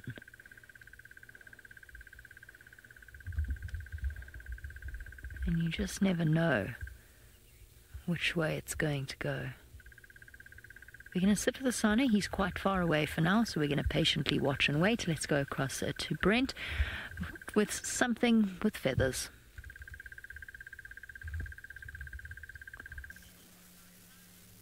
Well, we heard a squirrel alarming, and we're in this similar area to where Thandi and Tlalamba was last seen. And you can see on the left is an African hawk eagle. On the right is the world's biggest green pigeon, nearly the same size as a hawk eagle. Of course, I'm talking complete twaddle. It's just that the hawk eagle is quite a lot further away than the pigeon. So it looks like a giant green pigeon. It is not a giant green pigeon. And it's just the hawk eagle's quite a bit further. And if we move off to the left a little bit, I think the second hawk eagle's there as well. There we go. So this is the pair of hawk eagles. And it's causing much distress amongst the squirrel community of this area.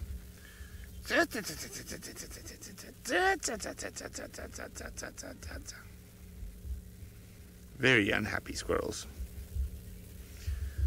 Well, I suppose don't blame them, because a hawk eagle, if given the opportunity, Safari Dragon says the meaning of perspective, well and truly the meaning of perspective.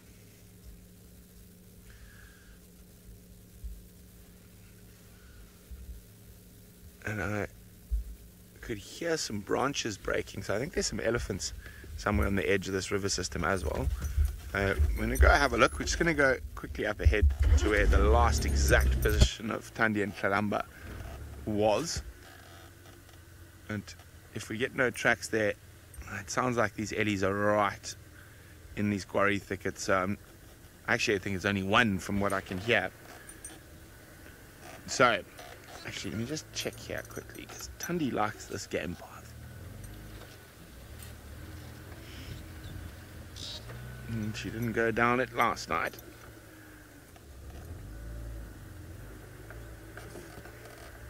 Maxi is wondering, do leopards stop and sleep at night? Yes, at night, during the day.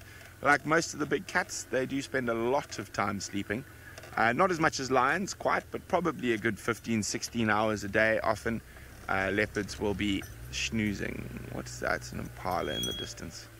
You're not going to see it from up there, Harvey. Thandi in these little river systems here in younger spot to hide the little one. Unfortunately, it seems like my gremlin issues are not completely over, so let's send you back to Jamie.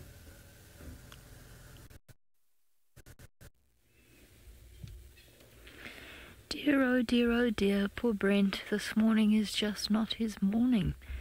Oh, I don't think it's Hosanna's morning either, to be honest. I don't think this has gone the way he was hoping it would. I think he took a calculated risk. He knew that the Inyala were going to pop out somewhere. I think he was aiming for the Inyala rather than the Deka. I think he knew they were going to pop out somewhere, and I think he just picked the wrong path. They went the other way. It happens to us often when we're following animals out here. All of a sudden, they choose a different line, and where we've placed our vehicle doesn't afford us the best view, and I think that's what's happened with him. I think if he'd stayed where he was, he would have been in a much better position. Now, Nyala have moved off further into the drainage line, and a drainage line, by the way, is a dried-up riverbed. So they've moved further in, but between him and those Nyala is an entire flock of guinea fowl. So that's really not very helpful. I think I'm probably going to reposition. I'm just making sure that there's nothing around. Anisha, oddly enough, it's rare, but it does happen. So Anisha's wondering, do leopards ever drop out of trees onto their prey? I've never seen it happen. I personally have never seen it, but I have heard stories about it happening, and I think I've actually seen footage of one leopard.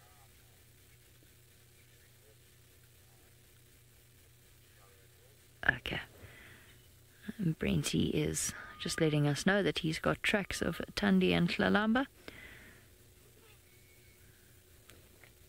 Oh, leopards dropping out of trees. It does happen, but I've never seen it personally. I think it really happens in areas where you've got these massive trees with plenty of foliage cover and vast open spaces where stalking for the leopards is quite tricky. I would love to see it, though. Imagine that. A leopard dropping out of trees like a mythical Australian drop bear. Talons, well, claws extended onto the back of some unsuspecting prey. I think it would be quite extraordinary to witness. I imagine at that point it would be the impact that completely finishes the job of the prey animal. 70 kilograms, or between 40 and 70 kilograms falling out of a tree is going to have a proper effect. Okay, I think we can reposition. I'm going to shift around. I'm going to do so very carefully so we don't disturb any antelope. Perhaps he knows something that I don't. He's going to be creeping quietly through the bush in just the same way that bushwalk is doing. Well, exactly. We're doing the same as Hosanna at the moment. We're creeping through the bush, except we've come to a temporary halt because there is a whole bunch of mess on the floor. Now, we've looked at a lot of different things this morning that are tiny. And now we are looking at bird poo. Why not? Let's get into the poo subject for the morning. This is obviously a place where a bird has spent a lot of time. I was looking above us to just check to see if there was a nest, but there isn't a nest. So it must be a good roosting spot above us for a bird that comes here regularly, because if you have a look, there is many different poos that are here. So this is not all just once. I mean, this is all different sort of droppings that have come down from this particular bird. So it obviously spends a lot of time in this particular area. Now, this dropping is quite nice to kind of show you the difference or how birds defecate. Unlike us and mammals that will kind of go to the toilet and urinate, and then they will also kind of defecate. Or birds, should I say, they combine the two together. So this here would be their defecation there, and this white stuff is basically the urine content. So that is urea basically that's coming out. So birds will actually combine the two together when they defecate and will have a poo like that. Now there's also another type of bird that has been here. So over here in this particular section, I don't really want to pick it up if I can help it. Hold on a second, I'm going to try to get it onto a piece of bark for us, and then we can show you guys. There we go. I suppose I could touch it, it's not really that bad. But anyway, so there we go. There's a different type of poo. Now, you'll see that this one almost looks like it's tubular and kind of knotted and in and out. Now, this is quite indicative of green pigeons. They'll often make a poo like this. Theirs tends to be a big ribbon shape that's all kind of messed up, and often will be very green in coloration. And you'll find that there'll be lots of tiny little seeds in it. Now, those tiny seeds in it can sometimes be the figs that they eat. They're very big eaters of things like sycamore and strangler figs, broom cluster figs, those kind of things. They'll also obviously eat a lot of other fruits that are around here. And so often high seed content, which is these little white things that you can see over there. Now, that could have been from, I'm just trying to think what's been seeding lately, or what's been fruiting lately that they could have eaten. But one of the plants around here, I'm just drawing a blank as to what they could have potentially, but I'm pretty sure this is from a green pigeon. It's the right kind of place for them. We're in a deep drainage line, which is the perfect area for green pigeons to fly up and down. So I'm pretty sure this is from them. And then there's obviously another bird that's also spending a lot of time here at the moment, just sitting right above us in a nice tree that's got lots of leaves on it. For this time of the year, there's very few of those trees, and so it's a perfect place for a bird to stay nice and safe above us. Really, it's kind of got lots of foliage which will protect them. Anyway, always nice to kind of investigate things and see what's been going on. It seems to be a popular spot. Maybe that's the bird club that everyone goes to on a Saturday night in order to try and kind of figure out who's ready to be dated and what's going on. Of course, I'm talking absolute nonsense at this stage. But what we're doing at the moment is we're just walking this drainage line off Gowrie Cut Line. It's such a nice place to walk. You've got a kind of rolling, undulating sort of drainages that go through. Now, this is an area where we often talk about it's impossible to drive to follow the likes of Tandi, Tlalamba, Tingana, Hosanna. They're in here quite regularly. And often kind of we say it, and I'm sure a lot of people don't really understand kind of how difficult terrain this can be. But you can see it kind of ebbs and flows and lots of little gullies, and so once the leopards and lions or whatever it is gets inside here, it is almost impossible to follow them through this. And you find that they do it regularly. They know that this is a safe point that they can walk around and they can take it easy. So we're just kind of walking along in the hope that we can maybe pick up some sort of sign for one of these cats inside here. Also a really good place, as you can see, for ellies. They also walk around in this particular area. Now, this is probably from about 2-3 days ago, but not very fresh. Unfortunately, I was hoping to find some ellies today. So they walk through here, buffalo walk through here. So a really nice place to look around for any signs of big game if you're on foot. Right, Seb, I think let's not go down the steep slope. Let's try and use the game path, which will be much easier for us than walking on these kind of undulating sort of slopes and up and down, particularly poor Seb, who's got this bushwalk antenna, which makes life a little bit more tricky. Now, I'm going to try and dodge some of the trees and try and get through here, and while I do that, let's send you back across to Jamie Patterson and see whether she's repositioned nicely for now. He's sleeping. Hosanna is sleeping. Or at least doing what he was doing earlier this morning, which was just biding his time until the circumstances around his hunting expedition improved. I can see. I thought I could see some guinea fowl.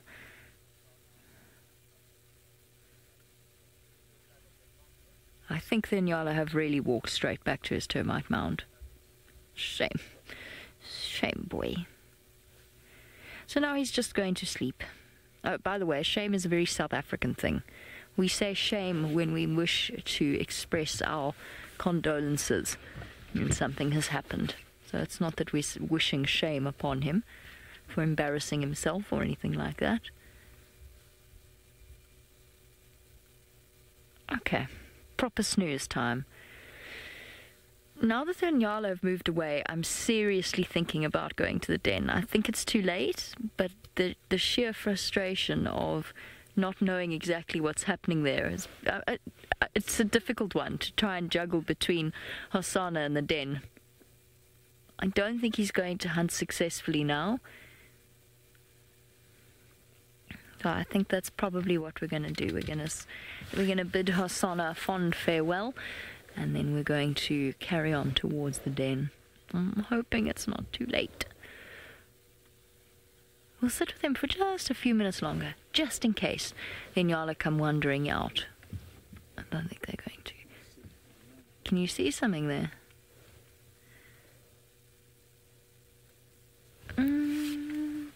Wow. Awesome job, Sens.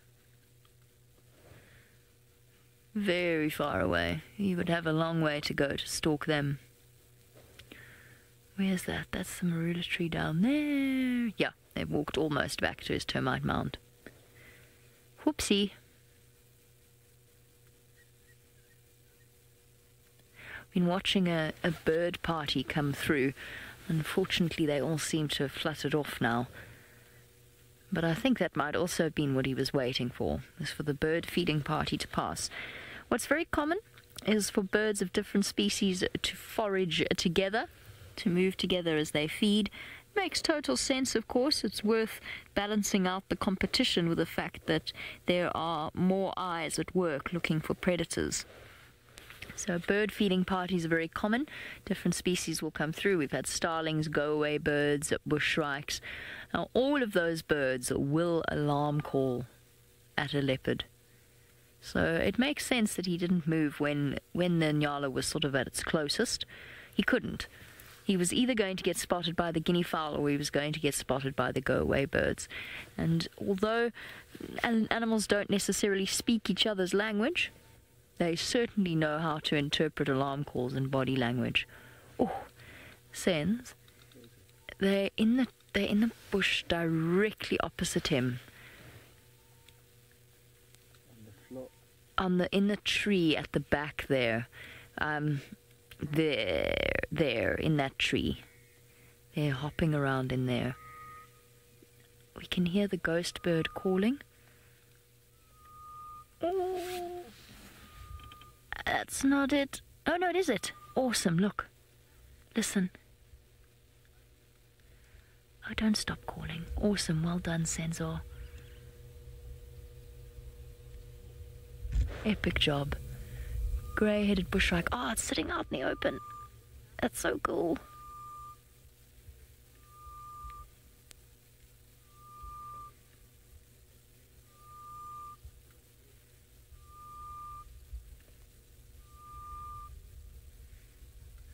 Very nice. In Afrikaans they call this the spookvoël, or the ghost bird, because you so seldom see it. You just hear that haunting whistle, which is why we're so excited about that. Have a look at that beak. Fierce and powerful. Although at the moment I don't think that they'd be beyond eating those bulbous fruits of the jackalberry that you see dangling there. And it's off again. Oh, I was hoping it might do its other call, which consists, I think it flew sense. Oh no, it didn't. Now it's flown. I was hoping that it might do its secondary call, which is a bill snap. Mary says that it sounds like a truck backing up. That's hilarious. I suppose it does, actually. Beep. Although it's quite slow. It's a haunting sound. Definitely one of the more beautiful.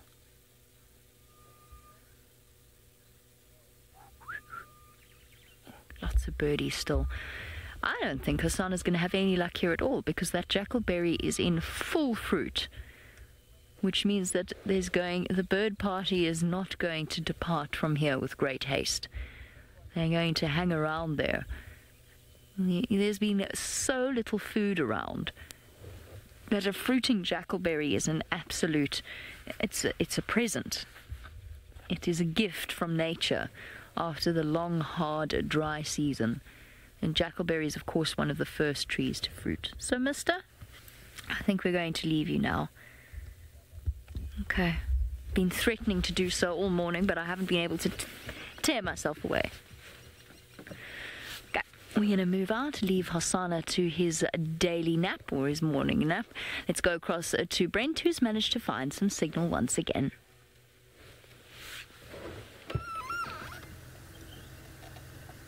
Yes, we not only found signal, we found tracks of Thandi. She went into her favorite little river systems. The last tracks went into these river systems that run from Gwari Pan. We're just trying to triple check that she hasn't popped out. If not, she's somewhere in here. I'm just going very slowly, checking the road and checking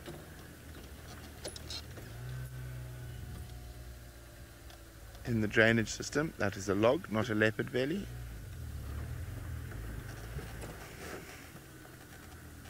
Now, I was just joking with Dave, saying, watch, we're going to get to Gwari Pan, and Thandi's tracks are going to be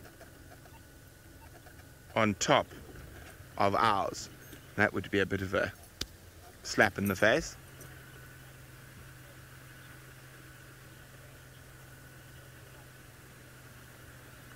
Now, she's definitely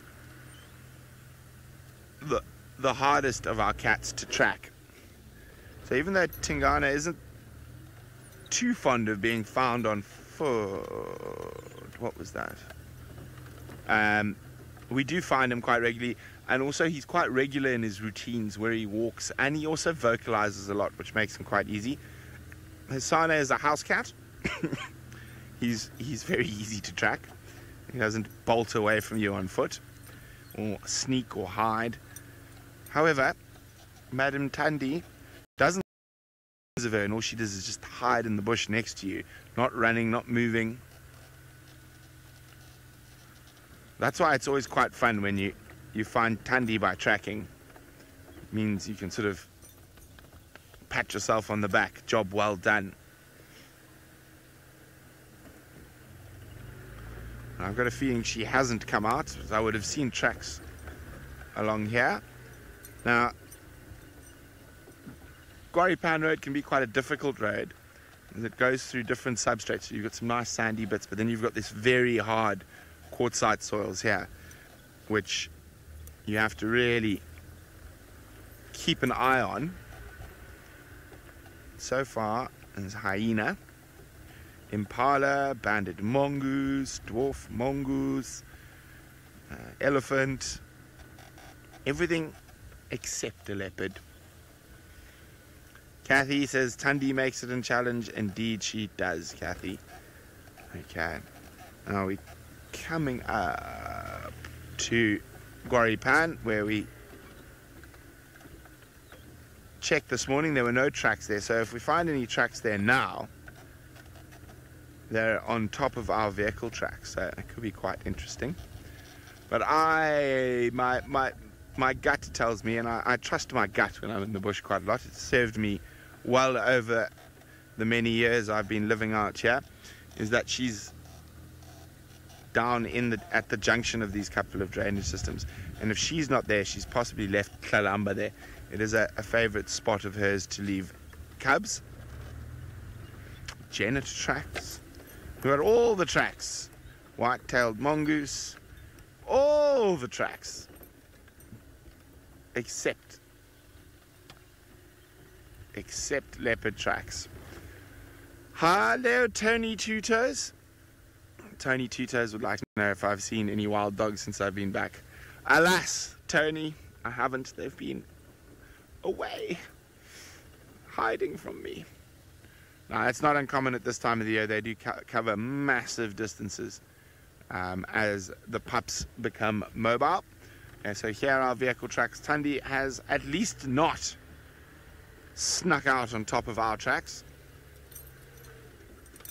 So I'm going to go again slowly back down Gwari Pan Road. Hopefully Tlalamba decides to chase a squirrel or do something ridiculous that will give away their position. Otherwise, I'm going to go back to the last track I had leaving the road and going into the river and maybe take a little walk.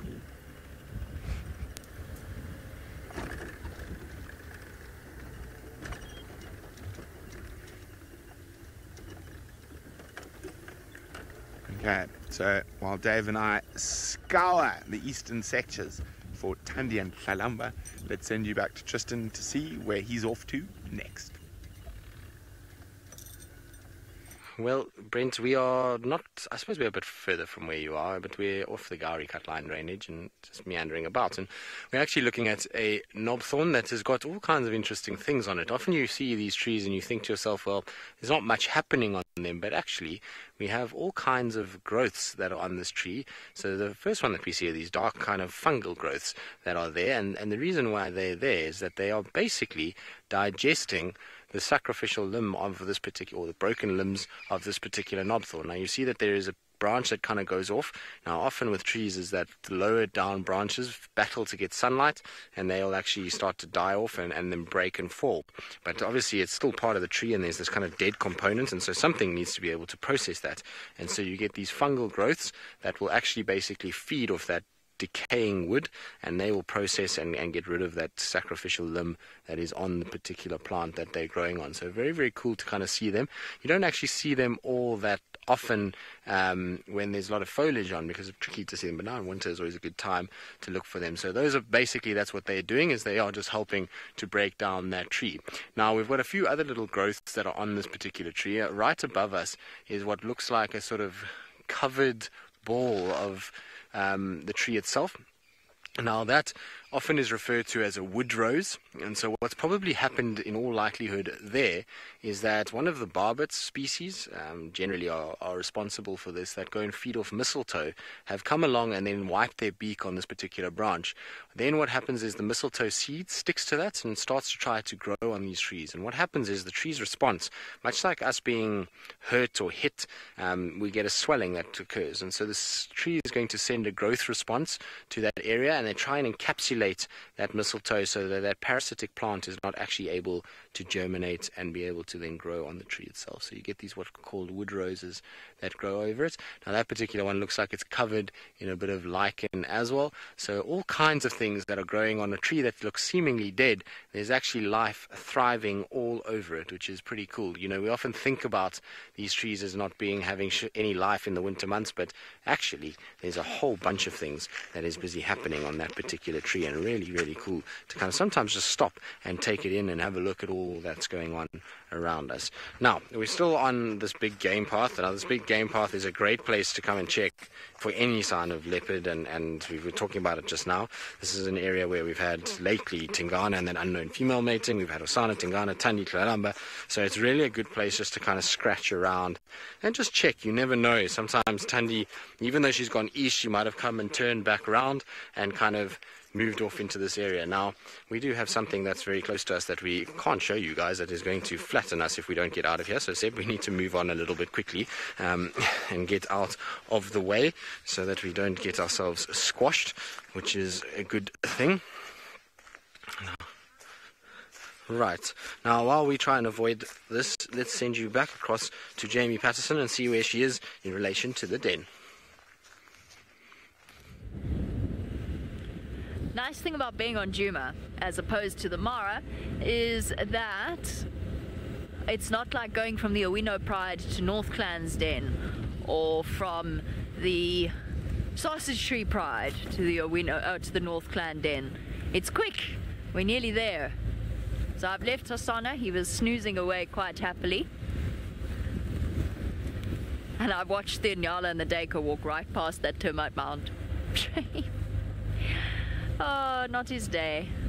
Okay, let's go find out what's happening at this den. I think they're going to be asleep. Unfortunately, I think they're going to be asleep. But let's give it a go. Let's give it a go. Maybe, you know what might happen? Because Corky and Pretty are dominating that den site, the third mother, if there is a third mother, which I assume there is. Look, it wouldn't be the first time I've been taken by surprise and discovered that there's 2 cubs, not 1. As you know, recently that happened to me. But I just feel like Corky would have been, we would have seen it. We would have seen it suckling from Corky if it was hers. I'm hoping, because they're dominating the den, the lower ranked female, if she is indeed a lower ranked female, which presumably she is, will only be able to come to the den once they're finished feeding their cubs. Not come to the den, she'll be welcome at the den, but they'll probably restrict her access slightly. I'm actually thinking this might even work out better for us, potentially, to figure out who Mum is. I'm kind of hoping it's June. I'm very fond of June.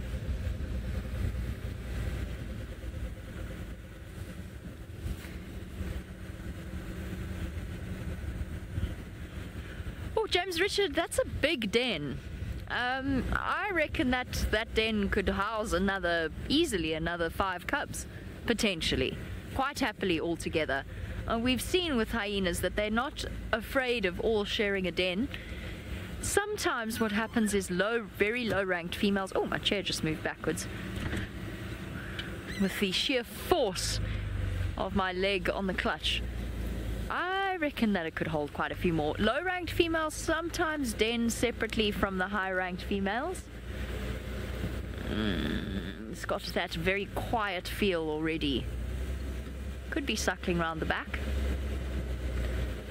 It's getting hot this time of day already. It's going to be a warm day today.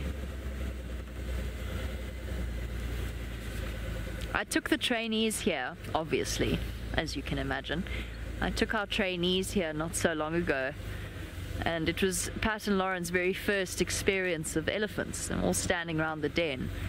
And they really got an experience of elephants, because the elephants were busy chasing around the hyenas and were getting very cross. So their introduction to elephants was slightly upset elephants. Okay, there's one entrance here. Nobody's home, from what I can see.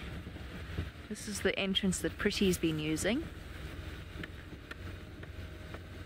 Uh-oh. Uh-oh. Uh-oh. Oh no. We are too late. Gosh, my well-founded optimism. Me.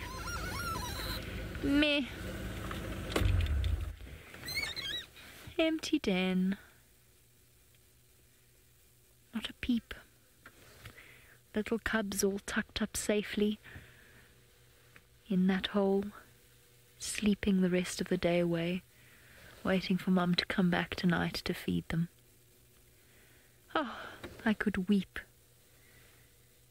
Let me just check round the other side quickly, and then we're going to leave. As you will well know, but for our newer viewers, these hyena cubs are little. They're tiny, tiny. So what we don't do is spend time at the den when the mothers are not here.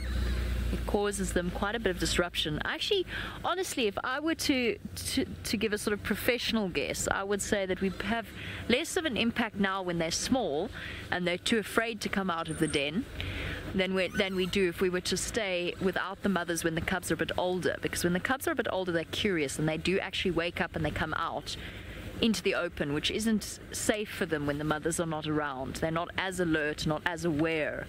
They're using that entrance too. But even then, because these cubs are so little, it's not proper for us to stick around if there's no mother. So I'm just going to check the other side because this is a palatial den. Deborah, yes, I should have gone early in the morning. No, there's no one home. It's a bit tricky for poor Senzo to see. I should have come earlier. Well, should have, could have, would have. We had such a magic moment with Hasana in that golden sunlight. I don't regret anything. It's just one of those things. I knew when we settled in with him that this was a strong possibility. It was fairly inevitable that they'd be in bed by the time we got here. That's okay. It's not a disaster. We'll be back here again, possibly this evening, possibly tomorrow morning. We'll see. I just haven't been out as often as I normally am because I've been busy with the trainees. We've been coming here, but obviously there's plenty to learn, and I can't make them hyena experts first. We've got to start general. We can't spend all our time at the den. Well, we could, yeah, you're right. I mean, it wouldn't be the worst thing that's ever happened to them. Whoops. Whoops. That was nearly flat tire territory. Zebra wood. Okay. All right, we have to leave the den. Goodbye, little cubs. I'll see you later, I guess.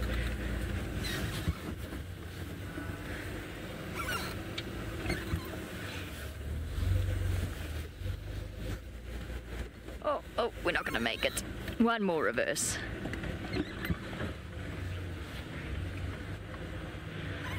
Where to next, everyone? I heard a rumor of a herd of buffalo. I might go look for them. Because where there's buffalo, there's always the possibility of lions. And also, we enjoy spending time with big herds of buffalo. I think they're going to start making their way towards Gallagher Pan. So that's where we're going to go next, I think. Or we'll just bumble. We'll see what we can see. Okay. I shall weep away my disappointment quietly, away from the eyes of the camera. Let's go across to Brent, who has at least managed to find something.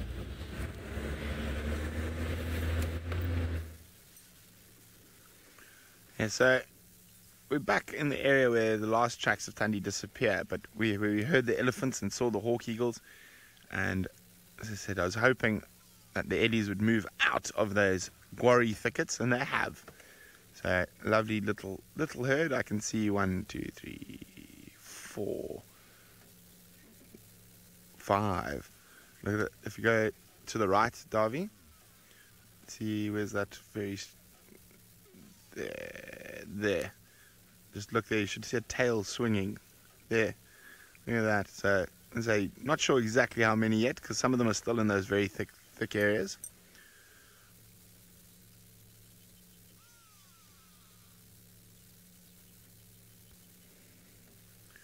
But always lovely to catch up with a herd of eddies.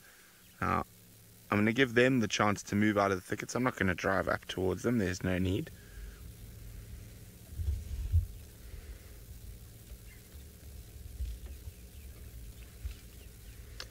It's always wonderful to spend some time with the great grey beasts. And I'm hoping they're going to move out into the open, out of the guarri thickets.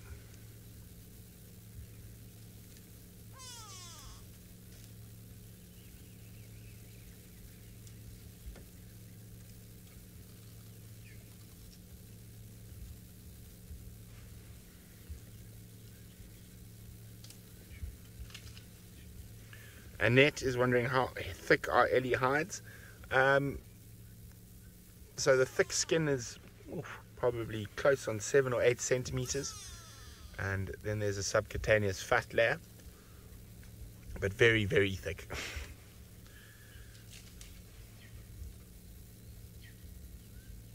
It sounds like there's a few more behind these ones.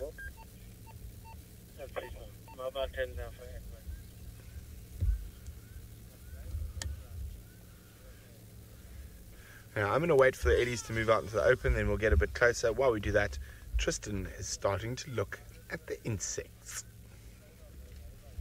Indeed, we have tried many times on a bushwalk to get this particular insect on camera and failed miserably many times before. So Seb has done a sterling effort to get a spider hunting wasp that is sitting, and it was buzzing about all over the place, and Seb just was a bit patient and eventually landed in the perfect spot for us to be able to see them. Now these guys are incredible hunters. You'll find that they buzz around here with a lot of noise, and then they'll try and find all kinds of different spiders that they can hunt. They go after things like baboon spiders and various others, and you'll find that they inject them with their venom, and then they drag them, and they'll try and get them all the way towards a burrow where they'll drag that spider in, and they'll deposit their eggs inside for them to hatch inside there and actually then feed off of that spider.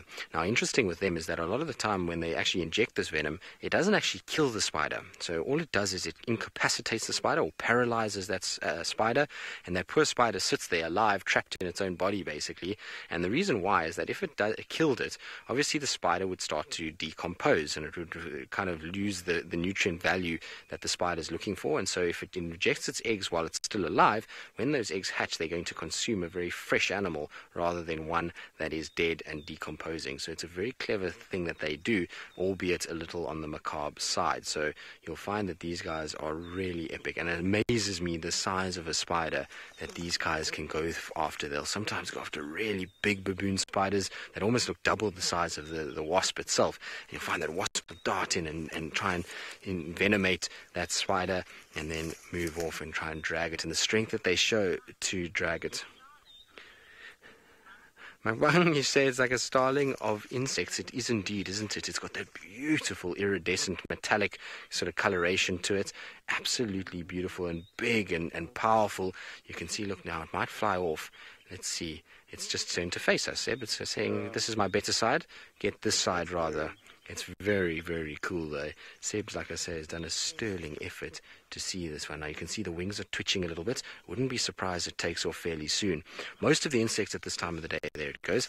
I don't know if you heard it taking off. You can actually hear those wings really kind of stridulating almost together, making a lot of noise. How cool is that? That was really epic. Seb, well done. It's not easy to get those at all because they can be a bit flighty. They often just kind of, as you approach, take off. So very, very cool to see those, well, that particular insect sit for as long as it did. And I was saying often in the mornings is the best time for insect viewing because it's still coolish and the insects haven't got their kind of wings dried out yet. They're not nearly as active. As soon as that sun gets really hot, and it's starting to get warm now, then you'll find that they start to be active and they move around all over the place, and it becomes a lot harder to be able to film, photograph, whatever you're doing with insects. So that was very cool. I'm very excited about that. Flat Earth, if that thing stings you, you're going to know all about it. It is very, very painful when they hit you. It's not a very pleasant feeling at all. So yes, it does hurt, and yes, they can, much like a normal wasp, kind of send envenomation into you, and it can really be quite painful. So, you know, you don't really want to be hit by one of those guys. I've luckily avoided, in my entire career, avoided being stung by one of those spider hunting wasps. It's not to say can't happen, but touch wood that it doesn't. We don't want to be hit by one of those things, I don't think. I think it would be rather painful if you got envenomated by one. So hopefully we won't at any time soon. Hopefully it won't happen.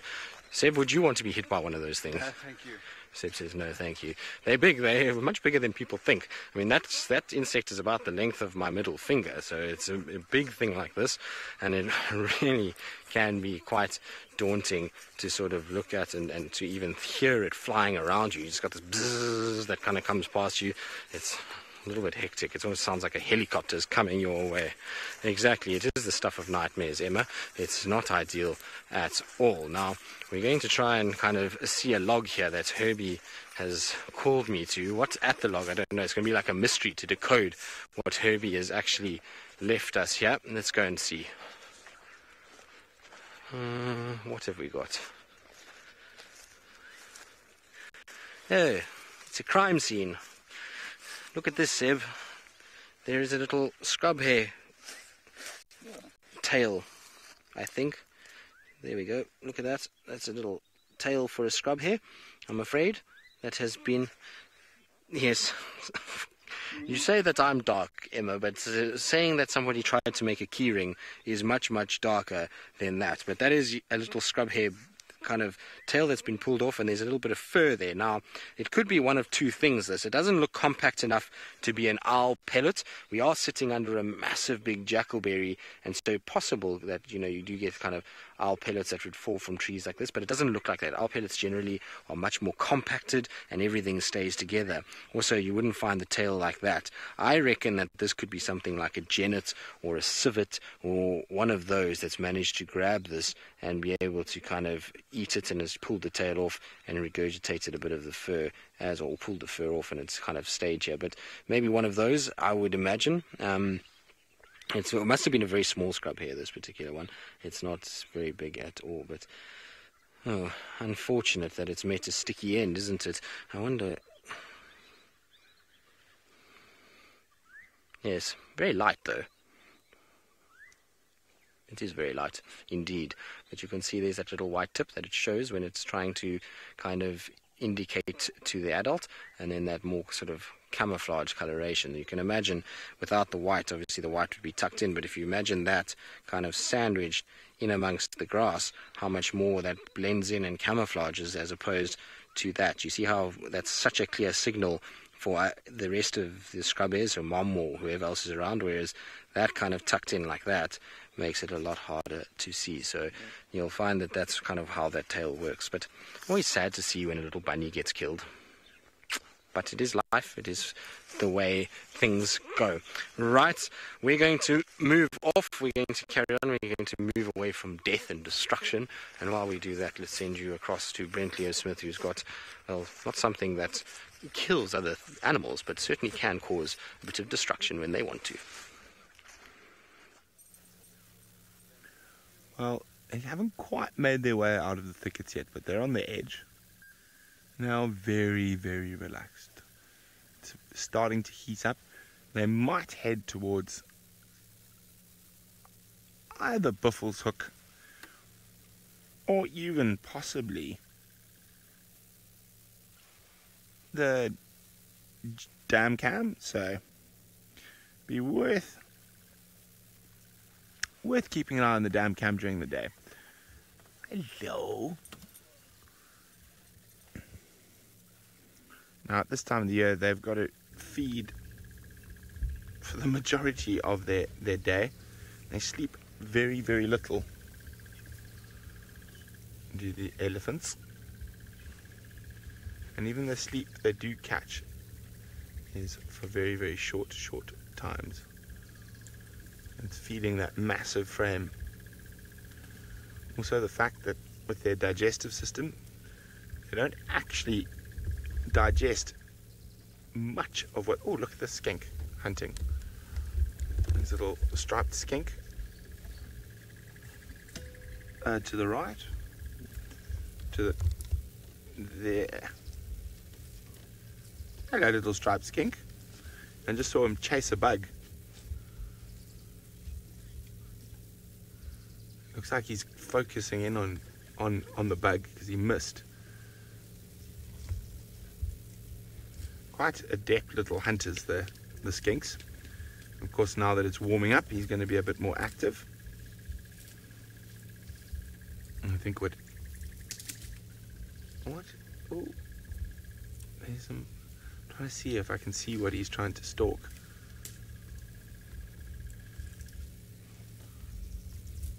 See, it's not always about the big things around us. When you keep your eyes open, you can spot lots of beautiful little creatures that share the environment with the big things. Oh, did he run? Oh dear. Whatever he was chasing has disappeared into the... Oh, there he is. He caught it. He was chewing. Oh, he's going up again. He's keeping David on his toes. Oh, now the eddies are playing. It's all happening here. Those two little ones kicking up dust, pushing each other a little bit. I'll try to keep an eye on the skink as well.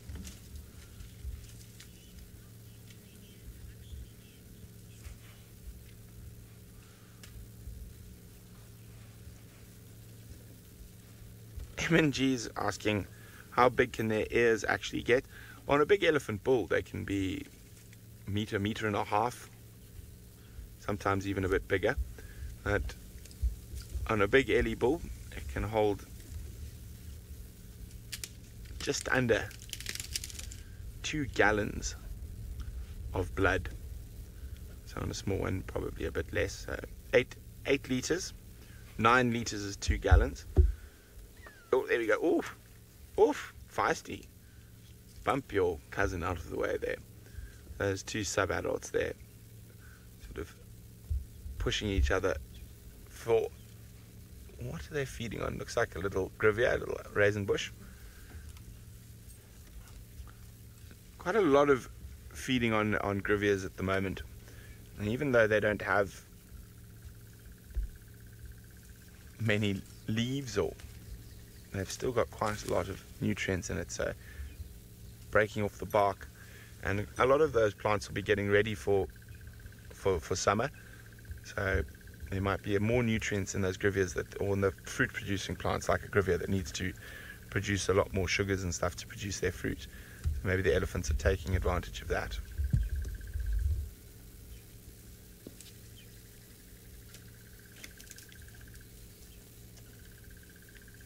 Where's our skink friend gone? Oh, there he is.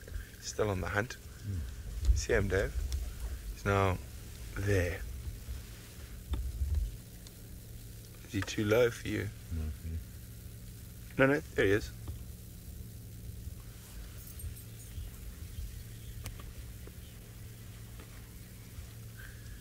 Courtney is asking if an ellie came across the skink, would it eat it? No, it would not. Ellies are herbivores, so they would not eat the skink.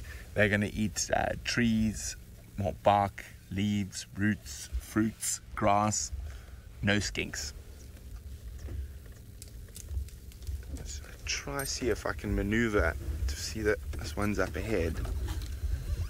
Now, with eddies, especially when the bush is a little bit thick, it's very important when you want to move, you start the car and you don't move. You let it run, you let them get used to the sound before you start moving. Now, I know these elephants are relaxed, I've been sitting with them a while, but even then, because the bush is thick, they might just get a fright. Let me just see, I don't want to drive over this log, because I think it's going to make a noise. But I don't see, unfortunately, I don't see any other way. Now again, with all animals, it's very important not to drive directly at them. Oh, this log is being a pain. It's now got caught. Oh, let me go backwards. It's caught between my tire. There we go. Oh, shame. Okay. Oh, get that little noise. See what I mean? Gave one of the little ellies a fright, which got the adults a little bit upset, but they've all calmed down again. They realized it was just me. We're just going to pop ourselves down on this little pinnacle where we can have a better look. It's okay, guys. It's okay. So one of the little ones got a fright. It's okay. It's okay. So they were completely relaxed, and that broken branch gave one of the little ones a bit of a fright, which then ran to Mom and caused Mom to get a little bit upset. But now you can see I've carried on talking normally, and she's already calming down. The little one is coming back towards her.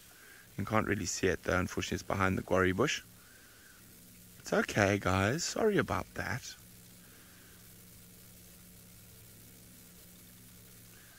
It's okay. You can see they've all stopped feeding and they're listening now. So that's why I'm keeping on talking, just so they can hear my voice. There we go. Look, she's already decided it's all okay. Everything's chilled. Ears are flapping again. Tail is relaxed, and the same is happening with the others off to our left. And we'll start hearing them feeding again shortly.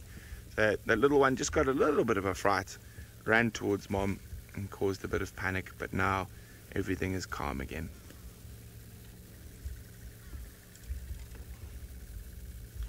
So Lynette was asking where Lynette's asking whether they're noticeably thinner with the lack of vegetation.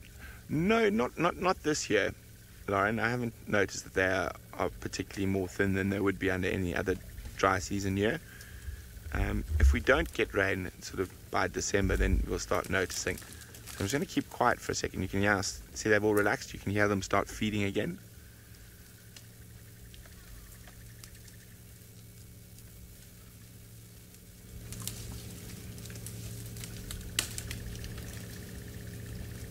There we go. Lauren was asking, do I think an elephant's ever grabbed a snake by mistake and got a fright? It's possible, Lauren, and highly unlikely. I think most snakes will try to get out of the way of elephants feeding quite quickly. And she's giving us a little sniff. Hey, big girl. Hey, look at those little ones. Oh, goodness. There's the little one who got a bit of a fright. It's all okay now, isn't it?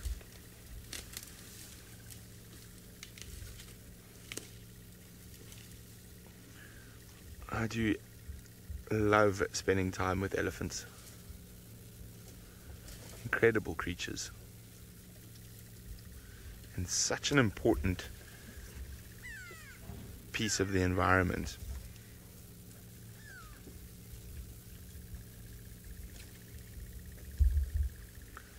So they are architects of the bushveld. And the trees they push over, the seeps they dig out, create homes and drinking points for other animals, and they help with nutrient enrichment of the soil with all their dung. Okay, it's okay. Was that meant for me, or was that meant for one of the little ones? I couldn't really see. It's okay, big girl. It's okay. You can see she just gave us that little head shake. It was meant for us to remind us who was boss, but if we look at her tail, it's still swaying, so she's not angry. She's just reminding us, like, guys, I'm a big animal. I don't actually like fighting, but if you force me to, I will. But often it's just a little bit of a dominance display. So we're all fine, and she's completely relaxed again now, and she's even moved away from her little baby, which will hopefully be following her. There comes Davy, out into the open. It looks like a little female. Oh, it's getting stuck in the trees. It doesn't have as longer legs yet. Come on. Oh. Struggling to get over that big log. There we go. Well done. And he's going to go keep up with Mom. The next lot. There's actually a lot more elephants than we originally thought. 1, 2, 3, 4, 5, 6, 7, 8, 9, 10, 11, 12. Probably 15 to 16. There's a whole bunch more still behind in the thickets that haven't come out yet.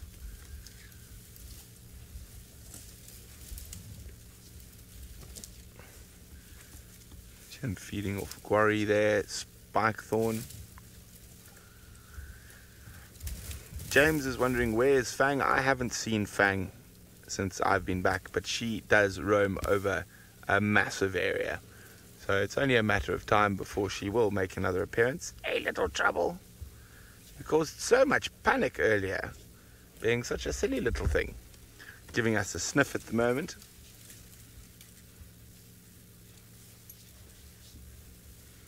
Oh, here comes trouble at the back. Here comes trouble.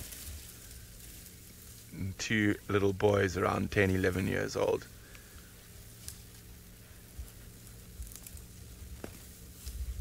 What are you two nonsenses up to? You look like you're going to come strolling in and cause havoc. But for now, they've sort of just stopped, sort of deciding what mischief they're going to create next. Here we go, you can see. Feeding a lot of woody plant material at this time of the year. And they'll be very excited for the rains, and they can add grasses to their diet again.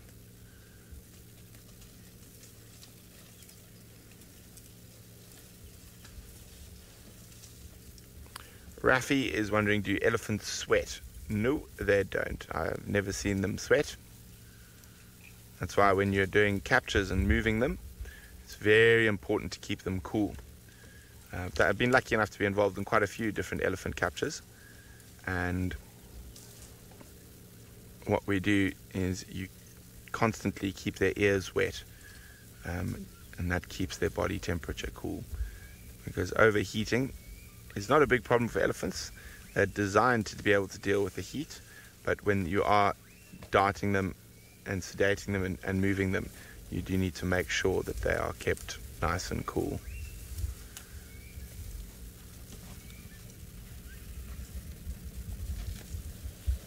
Did you guys hear that? Did you hear that? The big female, and then all of a sudden everyone's on the move. One low rumble, like it's time to go, guys, it's time to go. The rest of the herd follows her immediately. I always find that incredible. Just that big female over there, that one there, she's the one that rumbled and said it was time to move on.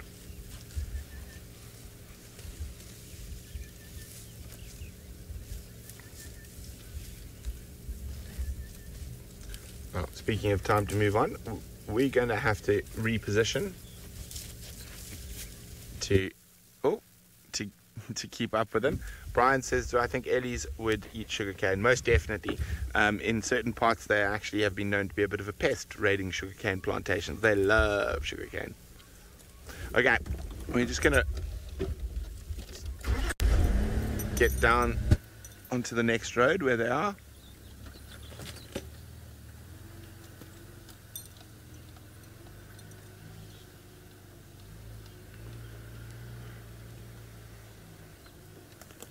Very, very, very awesome to spend time with the heffalumps.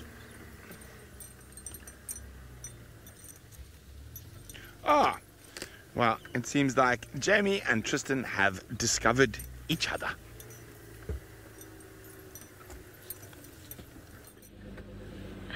Well, we did, but they're gone now. But not before. Poor Seth. Are you okay? Oh, Seb reached over and unplugged Sed's radio, but Sed's in response then whacked his face on the camera. He's now slightly one-eyed. You're right. Okay, all right. He's blinking furiously. Oh, that's what happens when you go nag bushwalk, which is basically what we did. I was trying to follow a martial eagle.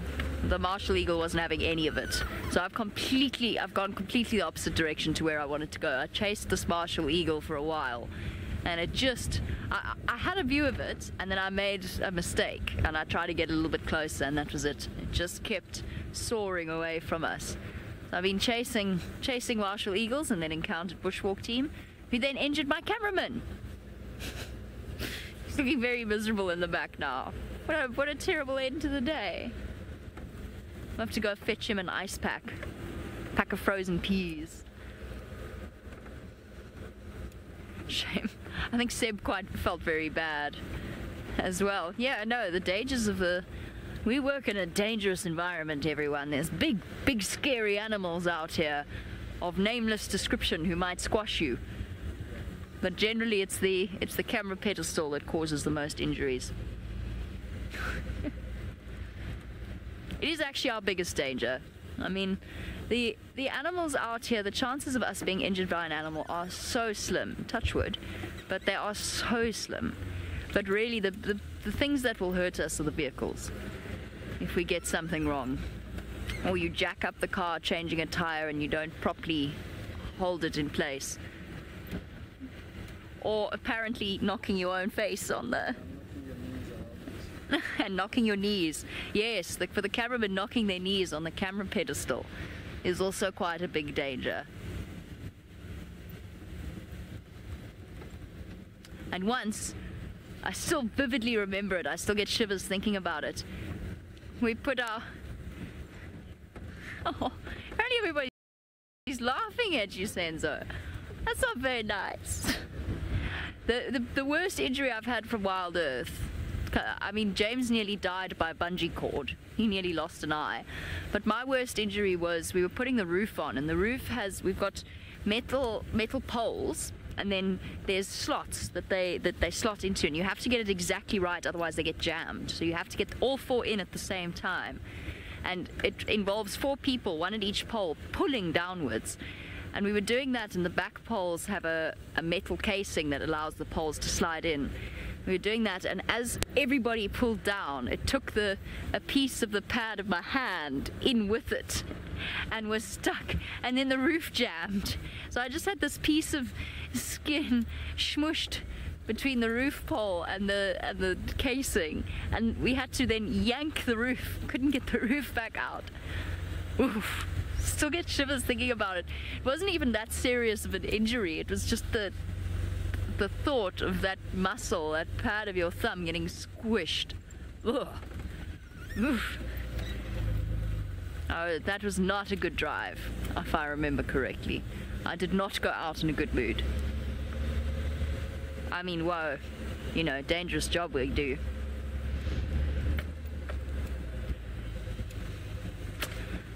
Okay, well, since we've escaped relatively unscathed, apart from poor Sedzo's facial injury, let's go across to Bushwalk and find out if they've found themselves victims of a workplace injury. Well, not this morning. Actually, did we get hurt this morning, Seb? You did a little bit in the Yeah, I actually got a thorn on my leg, that's right, but it's okay. Yes, we've even got a little bit of kind of redness. Look, there we go. There was an injury from today. So there is one injury from Bushwalk. There generally is. One of us normally cuts ourselves on a thorn somewhere as we try and kind of walk through here. But otherwise, we've relatively unscathed today, actually. It's because we weren't trying to duck and dive from an elephant or buffalo or something like that. That's generally when you get the worst ones, is when you're trying to do approaches on these big game animals and you end up sneaking through things and walking into thorns and all kinds of other nonsense and get yourself... Oh, hello. Look here. There's a sign of summer. There's a little baby marula. It's still very green and is obviously not edible, but there's a little baby marula that's fallen off of this tree. So they are starting to grow now. We're starting to see some signs of these little guys coming out, which is very, very cool. So this one has got literally no flesh on it whatsoever. There's mostly just a little nut at this stage, but there's quite a few of them on the tree itself. If you look, lots of little green balls all over the tree, and so marulas are starting to come out. Now it seems like something actually fed off this little marula. It's obviously got a parasitic insect that has been eating. Let's go into the sun. Hold on. Here we go. Sunshine. There we go, Seb. There we go. There's the sunshine, and it almost looks like a Ninja Turtle face, actually, from this angle that I'm sitting. But anyway, while we kind of decide we're actually going to go home for breakfast, let's send you back across to Brent, who's still out, and I think he's still with his Ellies.